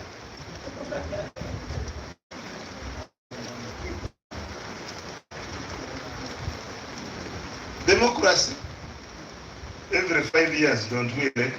It's not perfect, but every 5 years, improving as we go. As long as you keep on that path, then Uganda is okay in the future. Keep improving. Huh? That's one of the elements. The other element is constitutionalism. You must follow what we have said in the constitution. If it's there, that's another element of democracy. The other one is accountability. Do we have a parliament? Does parliament question people? You see, the other day they were even censoring a minister. That sounds like it's okay. It's not very okay, but it's okay. Let's keep improving that. Then the issue of democratic culture will be taken care of. What?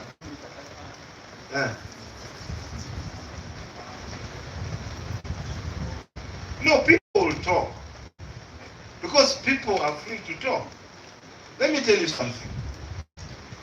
When we were dealing with Amin here, you were not around. In those days, we really were not happy. We hated Idi Amin. And each time you look at him, you feel like telling him something.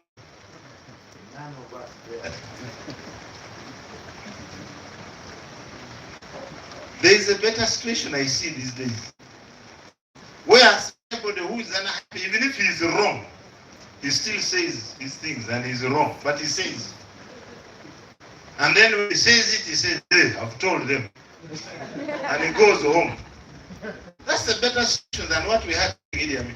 During Idi Amin's time, first of all, you looking at, I've seen some of you looking at the colonel since he came. That was a crime. Yeah, you look at a colonel, he would have said, you, why are you looking at me? Do you want to kill me? Are you a rebel? You would be under arrest. And you would be put in the boot of the car and taken. And that would be the last would ever see about you. And the rest of us would not even be able to go to police report. And if you went to police and reported that you have been arrested by a colonel, we would also be arrested by police. That what do you want us to do? You want us to put us in trouble to enter.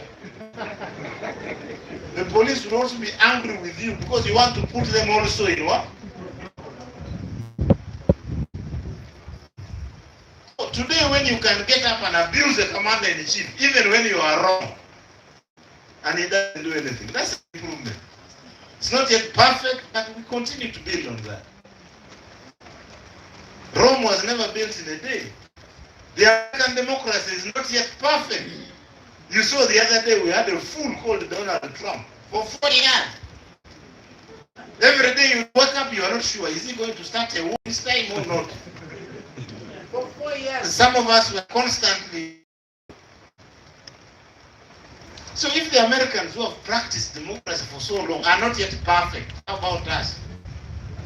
But how are we improving? If there is any improvement, let's focus on that. There are certain things which are not correct. That's true because we are not yet perfect. So let's continue. And that's the way we shall build this country. We're not going to build it by going to sleep and then you wake up saying it must be perfect. If it's not perfect, I'm going to kill a person. Nobody is going to build it for us. It's you and me. You journalists are not perfect either. But instead of grabbing all journalists who write false stories, we say, no, let's go to Kyambogo and talk. Isn't it? So that we become better, all of us. There is nothing perfect, but it's you and me to work on it to improve it. Have I answered your democracy thing? Does it make sense? What? Okay. Well, how did Idi Amin manage for 8 years? of the reasons why certain things happened in our country is because by independence,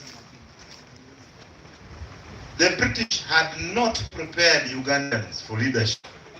They had not. You can imagine the army was given to a sergeant major who was promoted without training. There were no capable people. There was one small university college called Kere University College with one university of East Africa. There were no graduates even to work in offices. So anybody who had been to P7 would get a job, a big job. Why? Because Africans were not educated. The British didn't educate us. So by independence, the biggest problem was Africans throughout African former British colonies. Africans were not ready for leadership. We didn't have sufficiently capable people. So you can see almost in all African countries, it's not only Uganda. After independence, chaos. In Ghana, killed in Nkrumah. In Nigeria, I don't know how many coups they ever had.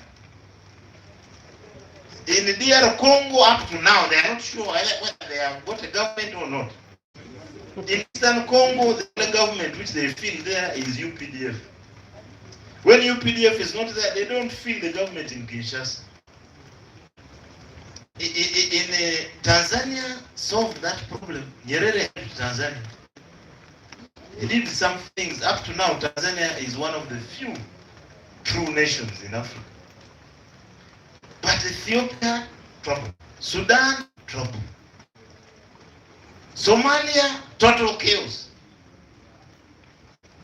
In Somalia, there's one language. They are all Muslims, but they say they are different tribes. They are all Somalis, one language, one religion, but they insist they are different tribes. Colonel and I have both been there. You ask him. You find the person is speaking one language. They pray in the same mosque, but they say they are different tribes. Total chaos. So the British did not prepare Africans for leadership. What happened in Africa was inevitable. For us in Uganda, we suffered more than other African countries. But what happened in Uganda also is part of that general weakness, lack of leaders. And that's why, for the last 37 years, some of us have continued every day to talk about some of these things. The mission being only one. Can we improve the understanding of our country so that amongst us emerge better leaders? That's one of the ways of guaranteeing future security. You should never have a situation where anybody emerges and everybody becomes a leader. There must be a process of developing people, so that by the time you become a leader, people can look at your CV and say, yes, this one has moved through this step, to this stage, and now is at this stage. But Idi Amin, from down there, president. When the man made mistakes, sometimes I can say, you can't blame him. Now, like, what's your name? What's your name? Huh? Just say your name. Egwel. Egwel. Now, Egwel Geoffrey, you're a journalist. If I now appoint you, I say, Egwel Geoffrey, you are now appointed Uganda's chief surgeon, and your office is in Malago Hospital. The man only knows how to write, doesn't know how to. And I've made him chief surgeon. Now, if he kills people, whose fault? It will be mine. This is what I'm talking about. We must have a system that prepares people for responsibilities. And this is part of the system that we are doing here this morning.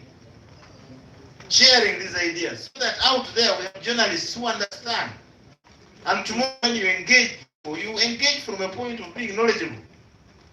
Not from the point of just saying, so I must ask. What are you asking? Do you understand the story we are talking about? Then you'll be a better leader in journalism. And the whole country will be better if all of us follow that. Have I left out any question? No. Now, focus on understanding when I say that leadership is a science. That's a pregnant statement. Just go and study. What do I mean by leadership being a science? And science is knowledge. When you say it's a science, it means there is knowledge that you must have in order to be a leader. You should know how society moves. You should know what triggers the and when development is happening, what are the byproducts of development? What are the products and what are the byproducts? What changes take place in society as it develops? If you know those, then you can be. But not just to say, after I have my freedom, let me. Nothing compares. Not you have a go. By the time you are okay, you come here.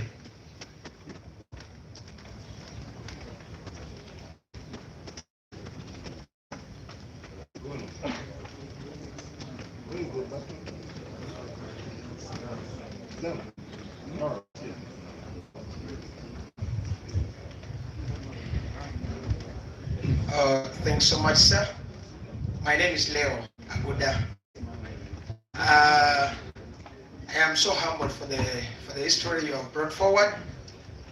From the beginning statements you made mentions the interest of the colonialists, and you made mention about the white people, and we should be calling them the Bazugus, not giving them the name of the people. I want to appreciate that you are echoing to our mind the realities. As made mention is the theme of the topic you're giving us. But my question comes that it is the same government agencies who are trying to wipe off our mind from what the white people have placed in our mind, that things which are happening in Uganda today, that we are following from the previous things that the whites have installed in our mind. But it's the same government agency which are advocating job opportunities in Abu Dhabi, the job opportunities in Qatar, and they are taking our black people that are trying to criticize the white people's impact in the colonial era. Papa, what could be the magnitude of justification of the impact of the whites as the Africans doing things of our own? Thank you so much. Thank you so much once again. I am insisting to get the answer for my question, not because I want to be here asking, but I said most of these journalists, let me say all these journalists,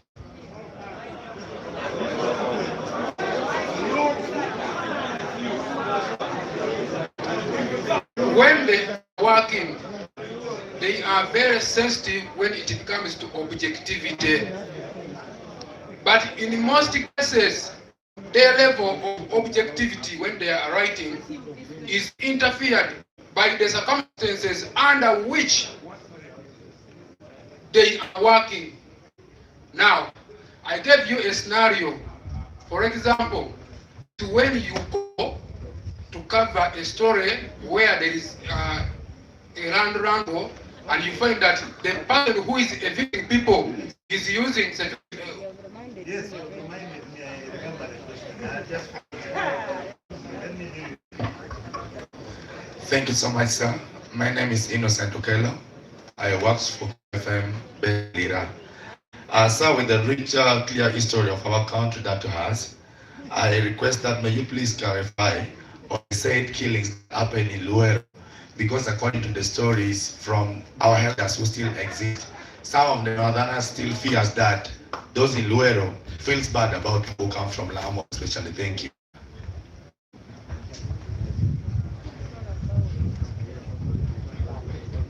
Thank you, Commissioner. My name is Jenny Sojue. Been around. First of all, what keeps you sorry to get appear by them in their own wisdom, from their own vast analysis. Do you think these changes could have been avoided? If yes, how? If no, how do we move from there? And then the last one, how do you think the issue could have been addressed? Do you think the current political situation in the country could be a remedy to the past? And would it move on without a repeat of the past? Thank you.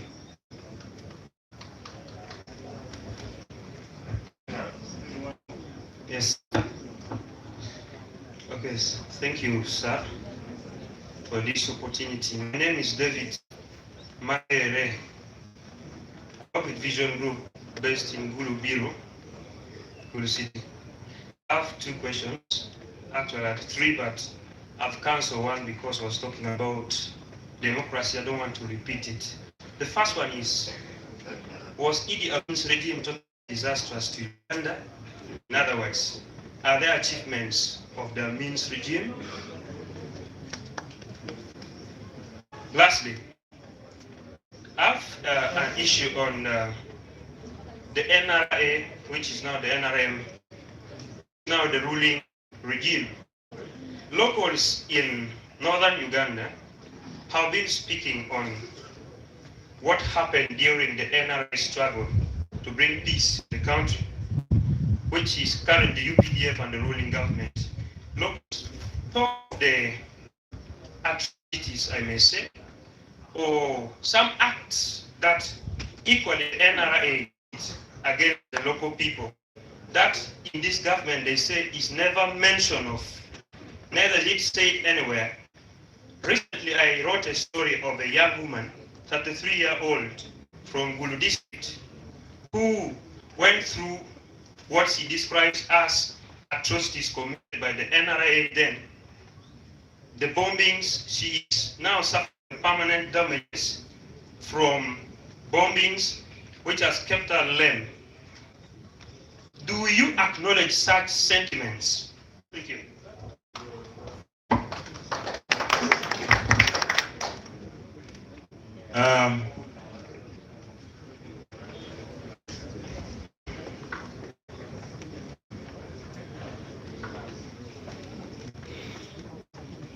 Why do we continue having contacts with the foreigners when we know that some of them did us? You know, that question, first of all, it is valid. I want to deal with it scientifically. That the mind of this person asks this question. This person is a good person, but his thinking needs to be changed. Because you see, and I want to combine my answer with this last one about atrocities and so on. The history of Uganda, that very many of us have done bad things to each other. There are people in cabinet who are good friends of mine, who were rebels one time. And some of them even sent me messages. One of them sent me a message saying, he told the person he was sending that, tell Odau that we know where he is. And he should know that we are about to capture Kampala. When he hears that we have captured Kampala, he should know he's on our list to be. So, the moment he hears that we have captured Kampala, he must look for me, that I should look for that person who sent me the message. Otherwise, any other colleagues got me, they would have worked on me and you would never have known me. So eventually, that person who sent me that message, and then I was lecturing in Chankwanzi full time. I was full time. I still lecture there, but now I'm a visiting lecturer. That time I was there full time. So I got the message. After some time, some months, I heard that he had been arrested. He had come to Kampala, but he was in the bush. He came to Kampala, I think, to do some intelligence work for the rebels. So he was arrested, put in Luzira. So I went to Luzira to see him. When I came from Chankwanzi, I went to see him. And when he was brought, I told him that, first of all, thank you very much for the message. I got your message. And your message was clear, that I was on the list, but that if I heard that you have reached Kampala, I should come and see you. That's why I've come. Because I heard that you were here. He broke down and cried. And I told him it happens. And we are still friends up to now. He's a private citizen. We were roommates in Lumumba. That's how close we were. But he's not a private citizen, very free. He does his own things. And I'm also content. And I have nothing, no bitterness against him. We must learn to let our past be. But as we do that, let us understand that past. So that as we move forward, we understand the mistakes we made and the good things that we did. And we move forward together. If we keep on following everything, every mistake that each one of us made, we shall resume fighting. There are people in cabinet who were rebels against the NRA. As I'm talking, some of them are very, very useful citizens. In fact, all of them were in cabinet. Very useful citizens. They are contributing to the building of Uganda. We have learned from the past and we can now move forward. That is the spirit I would want us to use. But if you keep on saying, but you did this, then we shall never move. We must learn the spirit of forgiveness.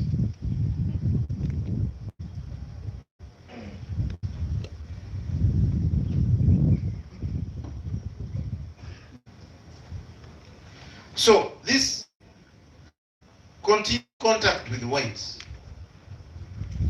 Again, I didn't have time. But in this science that you will receive the handout. In that science, it teaches us that this world is connected and interconnected. The world is related and interrelated. Everything depends and is interdependent on other things. You cannot be an island. It's scientifically impossible. Now, each one of you is wearing a shirt, wearing a blouse, a skirt. Do you know the person who made the shirt you're wearing? Like you, that t-shirt. Who made it? Who grew the cotton which that shirt is made of? Don't you think you should thank whoever it is who grew that cotton? That's why you have a shirt. But you don't even know them.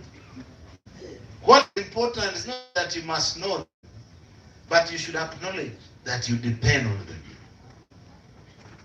All of us depend on people we don't even know. Do you know the person who is cooking our lunch now? But you are here relaxing, sitting, very sure that there will be lunch.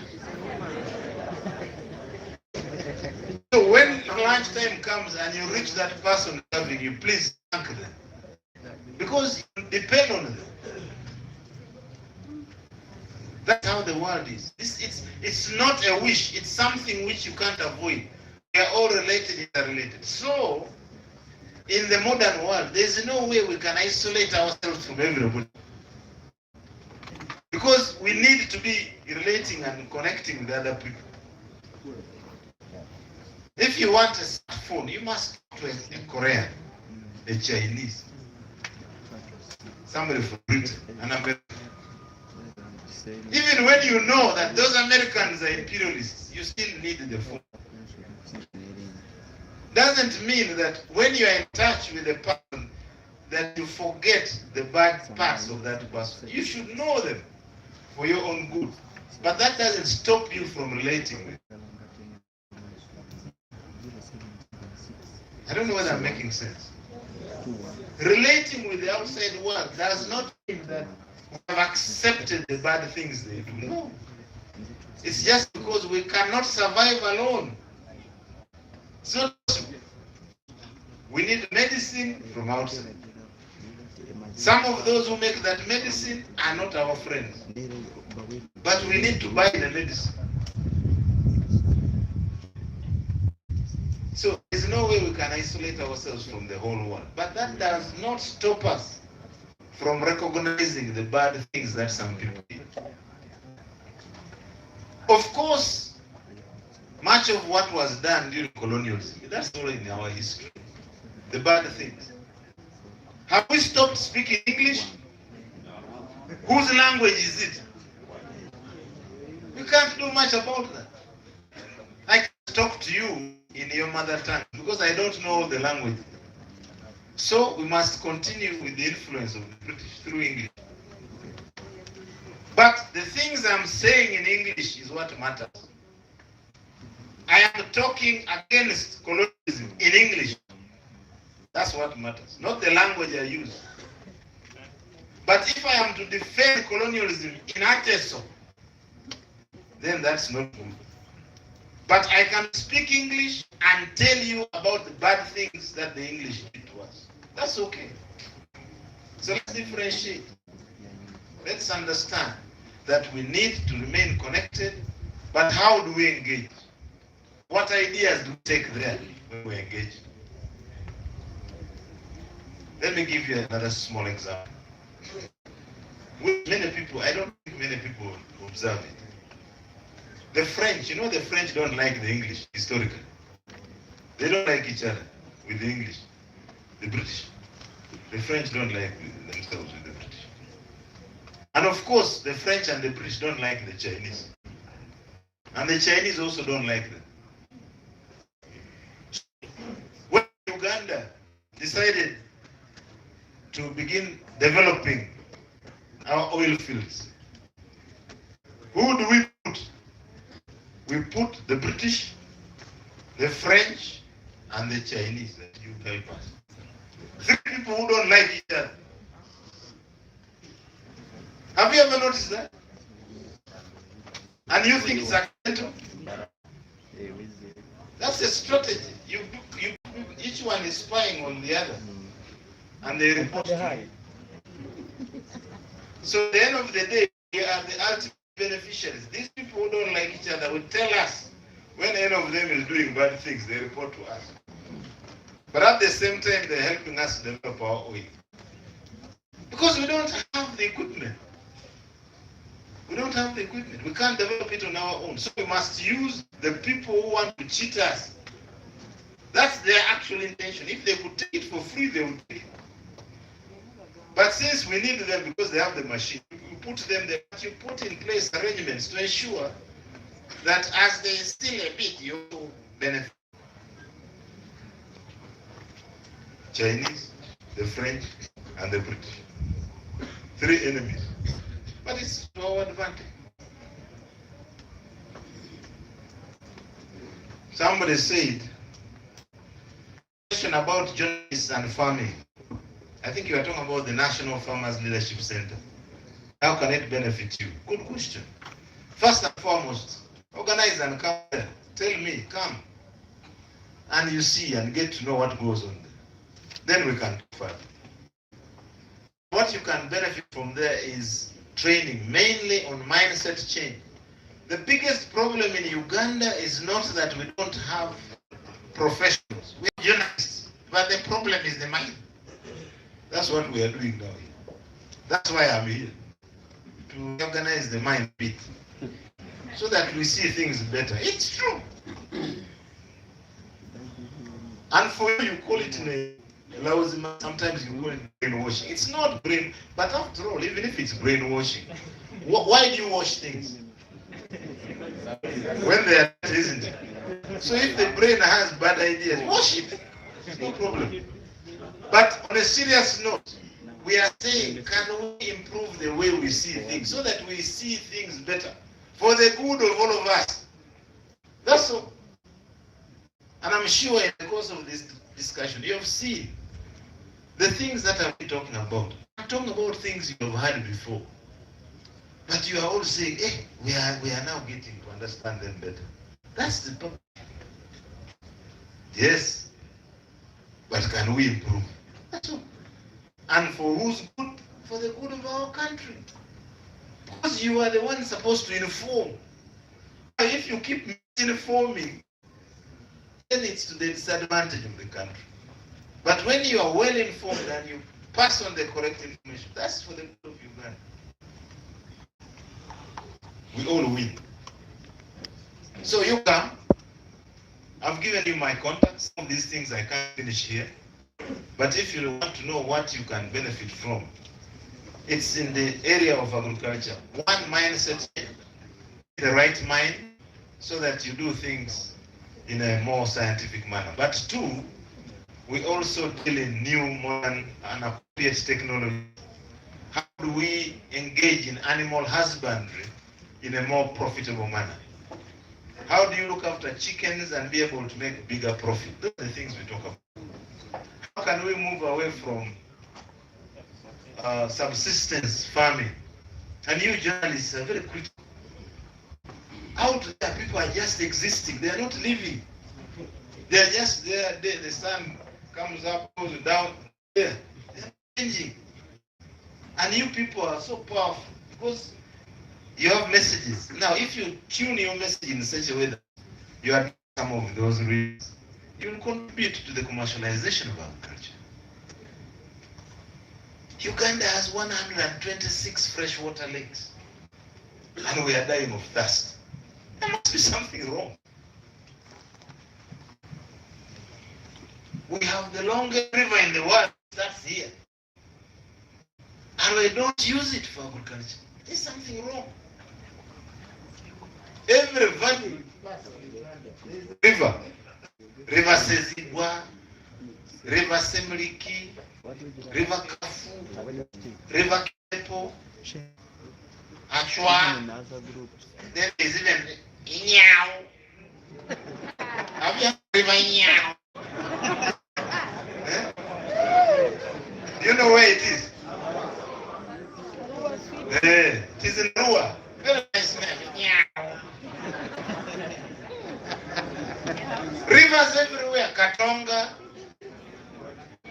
Tochi, and yet we are here that we don't have water. There's something wrong.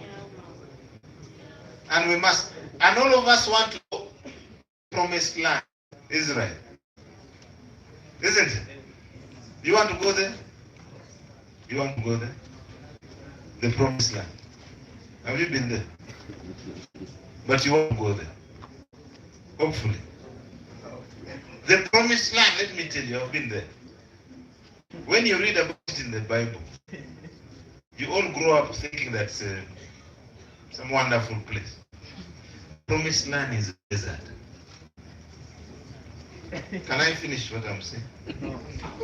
The promised land is a desert. When you look around here, you see green. Big, which one? Never. The moment it rains for 2 minutes, breaking news in all TV stations, it has rained for 1.5 minutes. They have one river. The whole country, one river. It's called Jordan. For us, every valley there is a river. Fresh. The fish in the lakes. We have 126 freshwater lakes. Abarole district alone, I think, has 22 greater lakes. Visiting them and writing a feature about those beautiful lakes. One of them looks like Africa. And you people are here, you don't write about them. And we are talking about tourism, we are talking about wealth, and we are not promoting what we have. We want to go to the promised land, which is a desert. If we can get some of these things right in our minds, then the way we look at the world changes and will improve.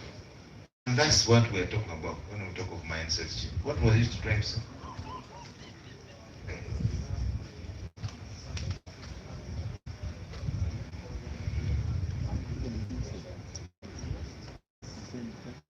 You have a circle. And you want me to come and talk to you. You're welcome. Call me. I've given you my contacts. Just call me. And we harmonize when I'm free and I'll come. Especially if you can do it at a time I'm not busy, maybe weekends. I have no problems. I'll come.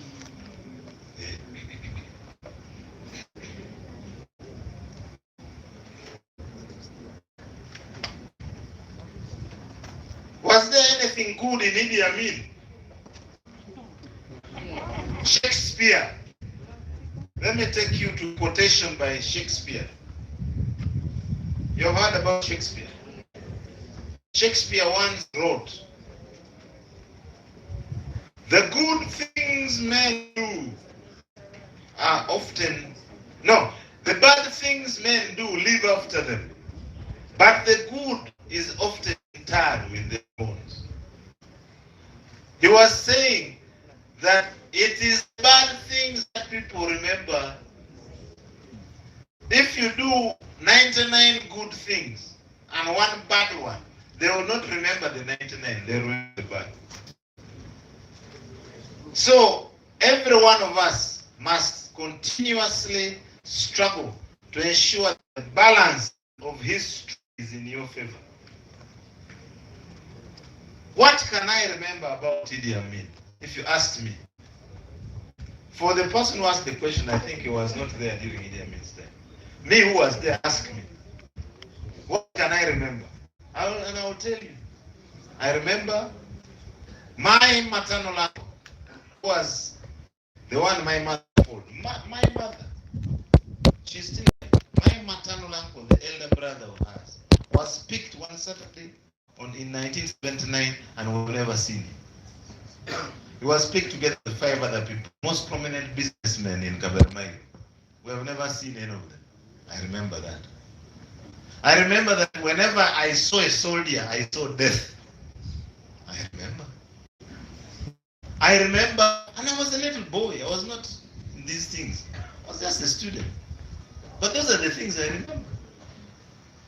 So, if you ask me who was there, what I remember, that's what I remember. Good things.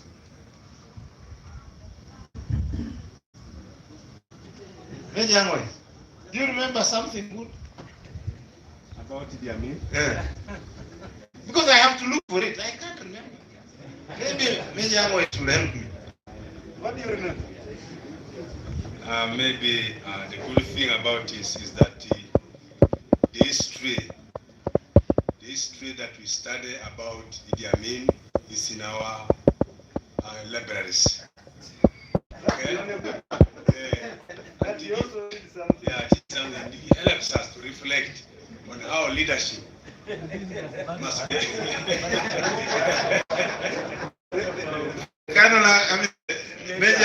You are very, very philosophical. It is right that by doing all those things, we have something to refer to when we are teaching you.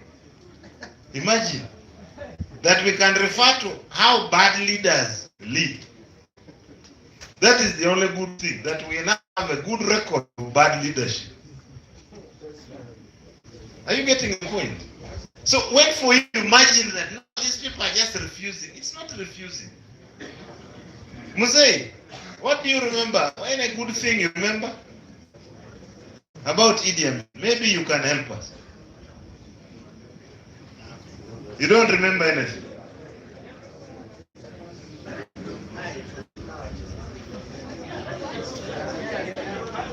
Okay, I can say, all right. I think in all fairness, I can say that Amin had a macabre sense of humor. Please write the word macabre and look for its meaning. He had a macabre sense of humor. And he would amuse us in a way. Some of the funny things to do because he didn't know how to speak English. So he would say funny things and would laugh. I don't know whether that was what you want me to say. Yes? I remember. Uh-huh. He was ordering everything to be killed.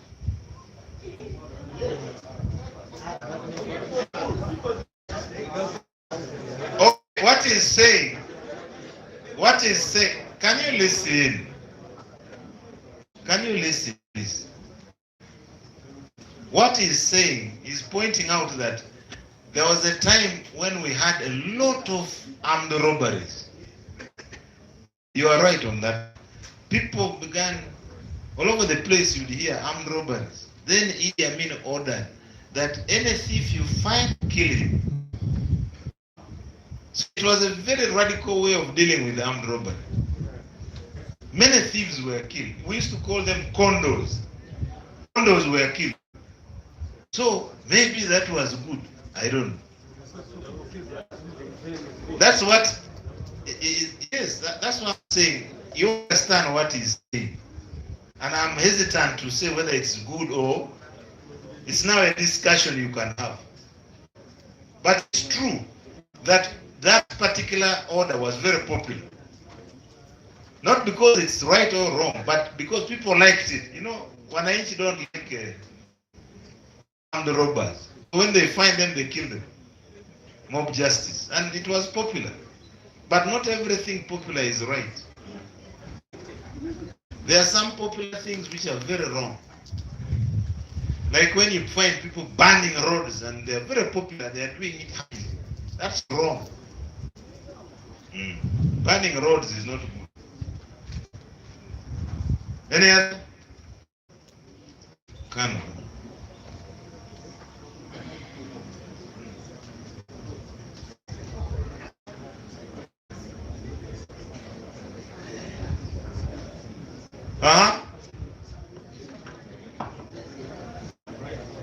There is somebody who had asked a question.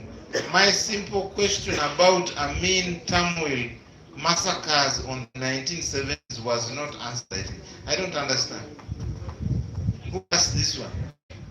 What are you trying to ask? Let me finish.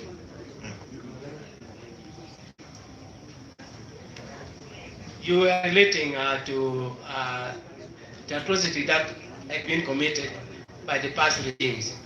And I pose a question that in the 1970s and the 1960s, actually community got a bit of that one.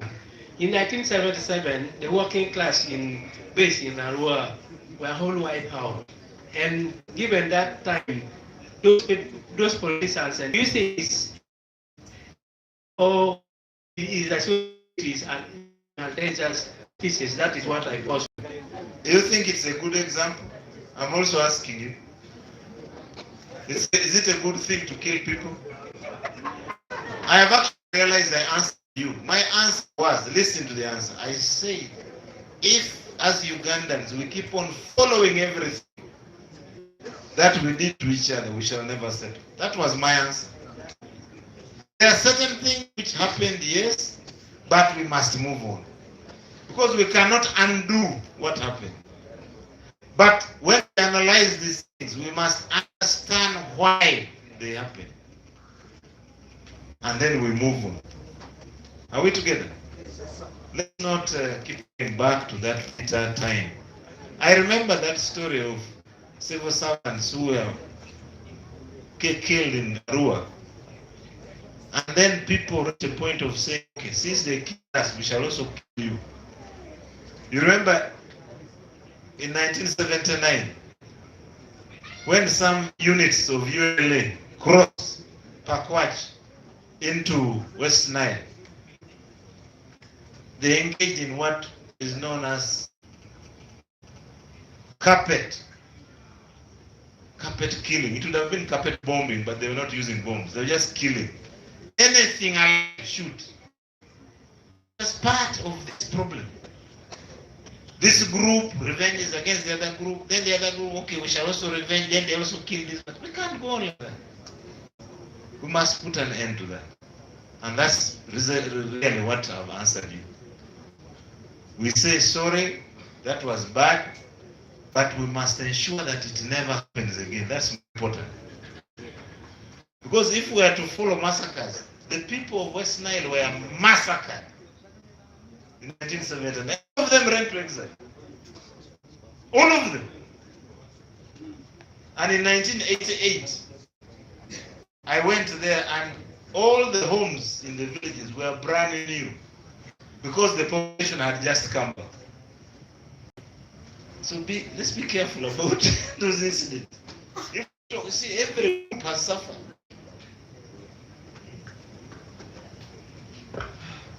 Go on. Right, thank you so much, Doctor and colleagues. My name is Kyambogo. I work with Kyambogo FM in Amolata district, the center of Uganda. I want to the point of content. We were talking about Idi Amin, the successes and some of the atrocities. But I want to say this, Doctor and colleague. The biggest challenge that not only the government agencies but also international organizations are putting on this government, that is a challenge, is corruption. Recently, Transparency International put Uganda at number 4 in East Africa as the most corrupt country. Now, I want to get back to the regime of Idi Amin, and I want to cite an example which I know very well. It's a building at my university in the School of Medicine that remains very strong up to date when it's not even finished. It's a wall that was built during Amin's regime. And I'm aware you know the building. We are not convinced that it didn't do much for the country, or it did much. But we need to be clear here. However much government is trying to work on corruption, sometimes the proactive approach isn't working for our people. And I think Amin, in his reactive approach, tried as much to do that. I'm also trying to think. I don't know how you think about that. Thank you.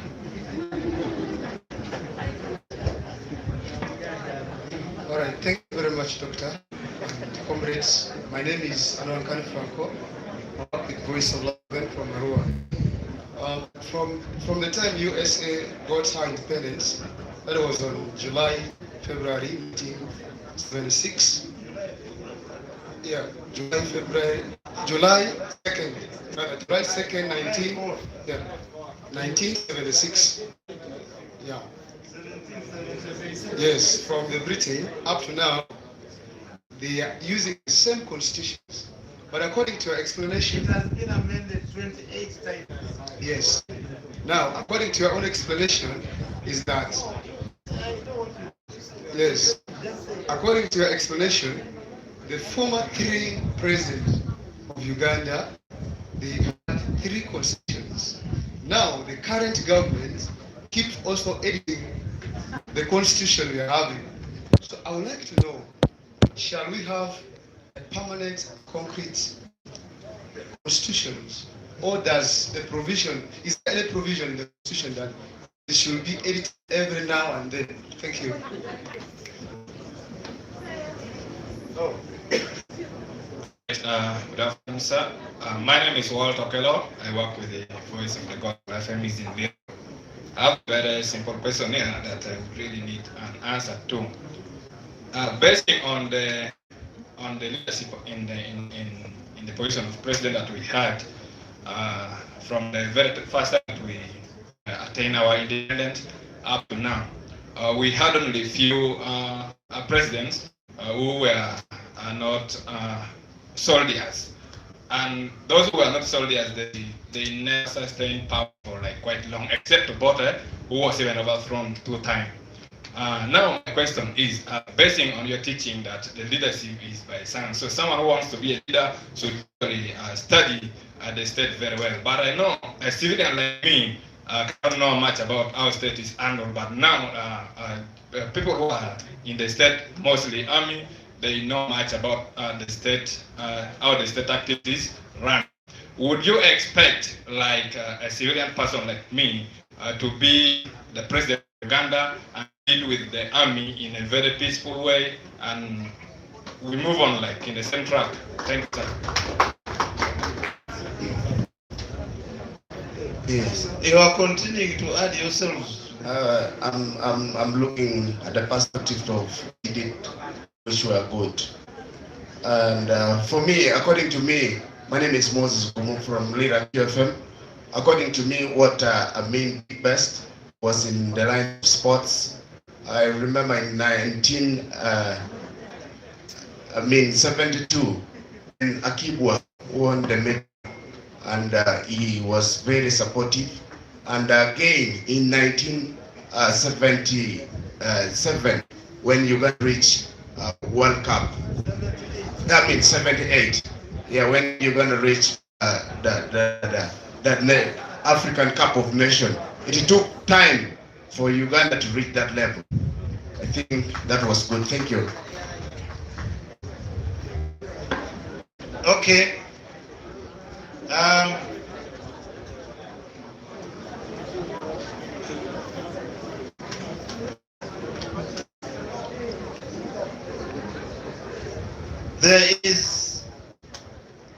There is a lot of corruption in Uganda. That's true.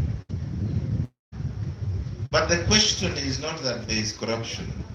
What is more important is for us to understand. Now, when societies are shifting or moving from one level of development to another, there is a lot of upheaval in society. People are uprooted.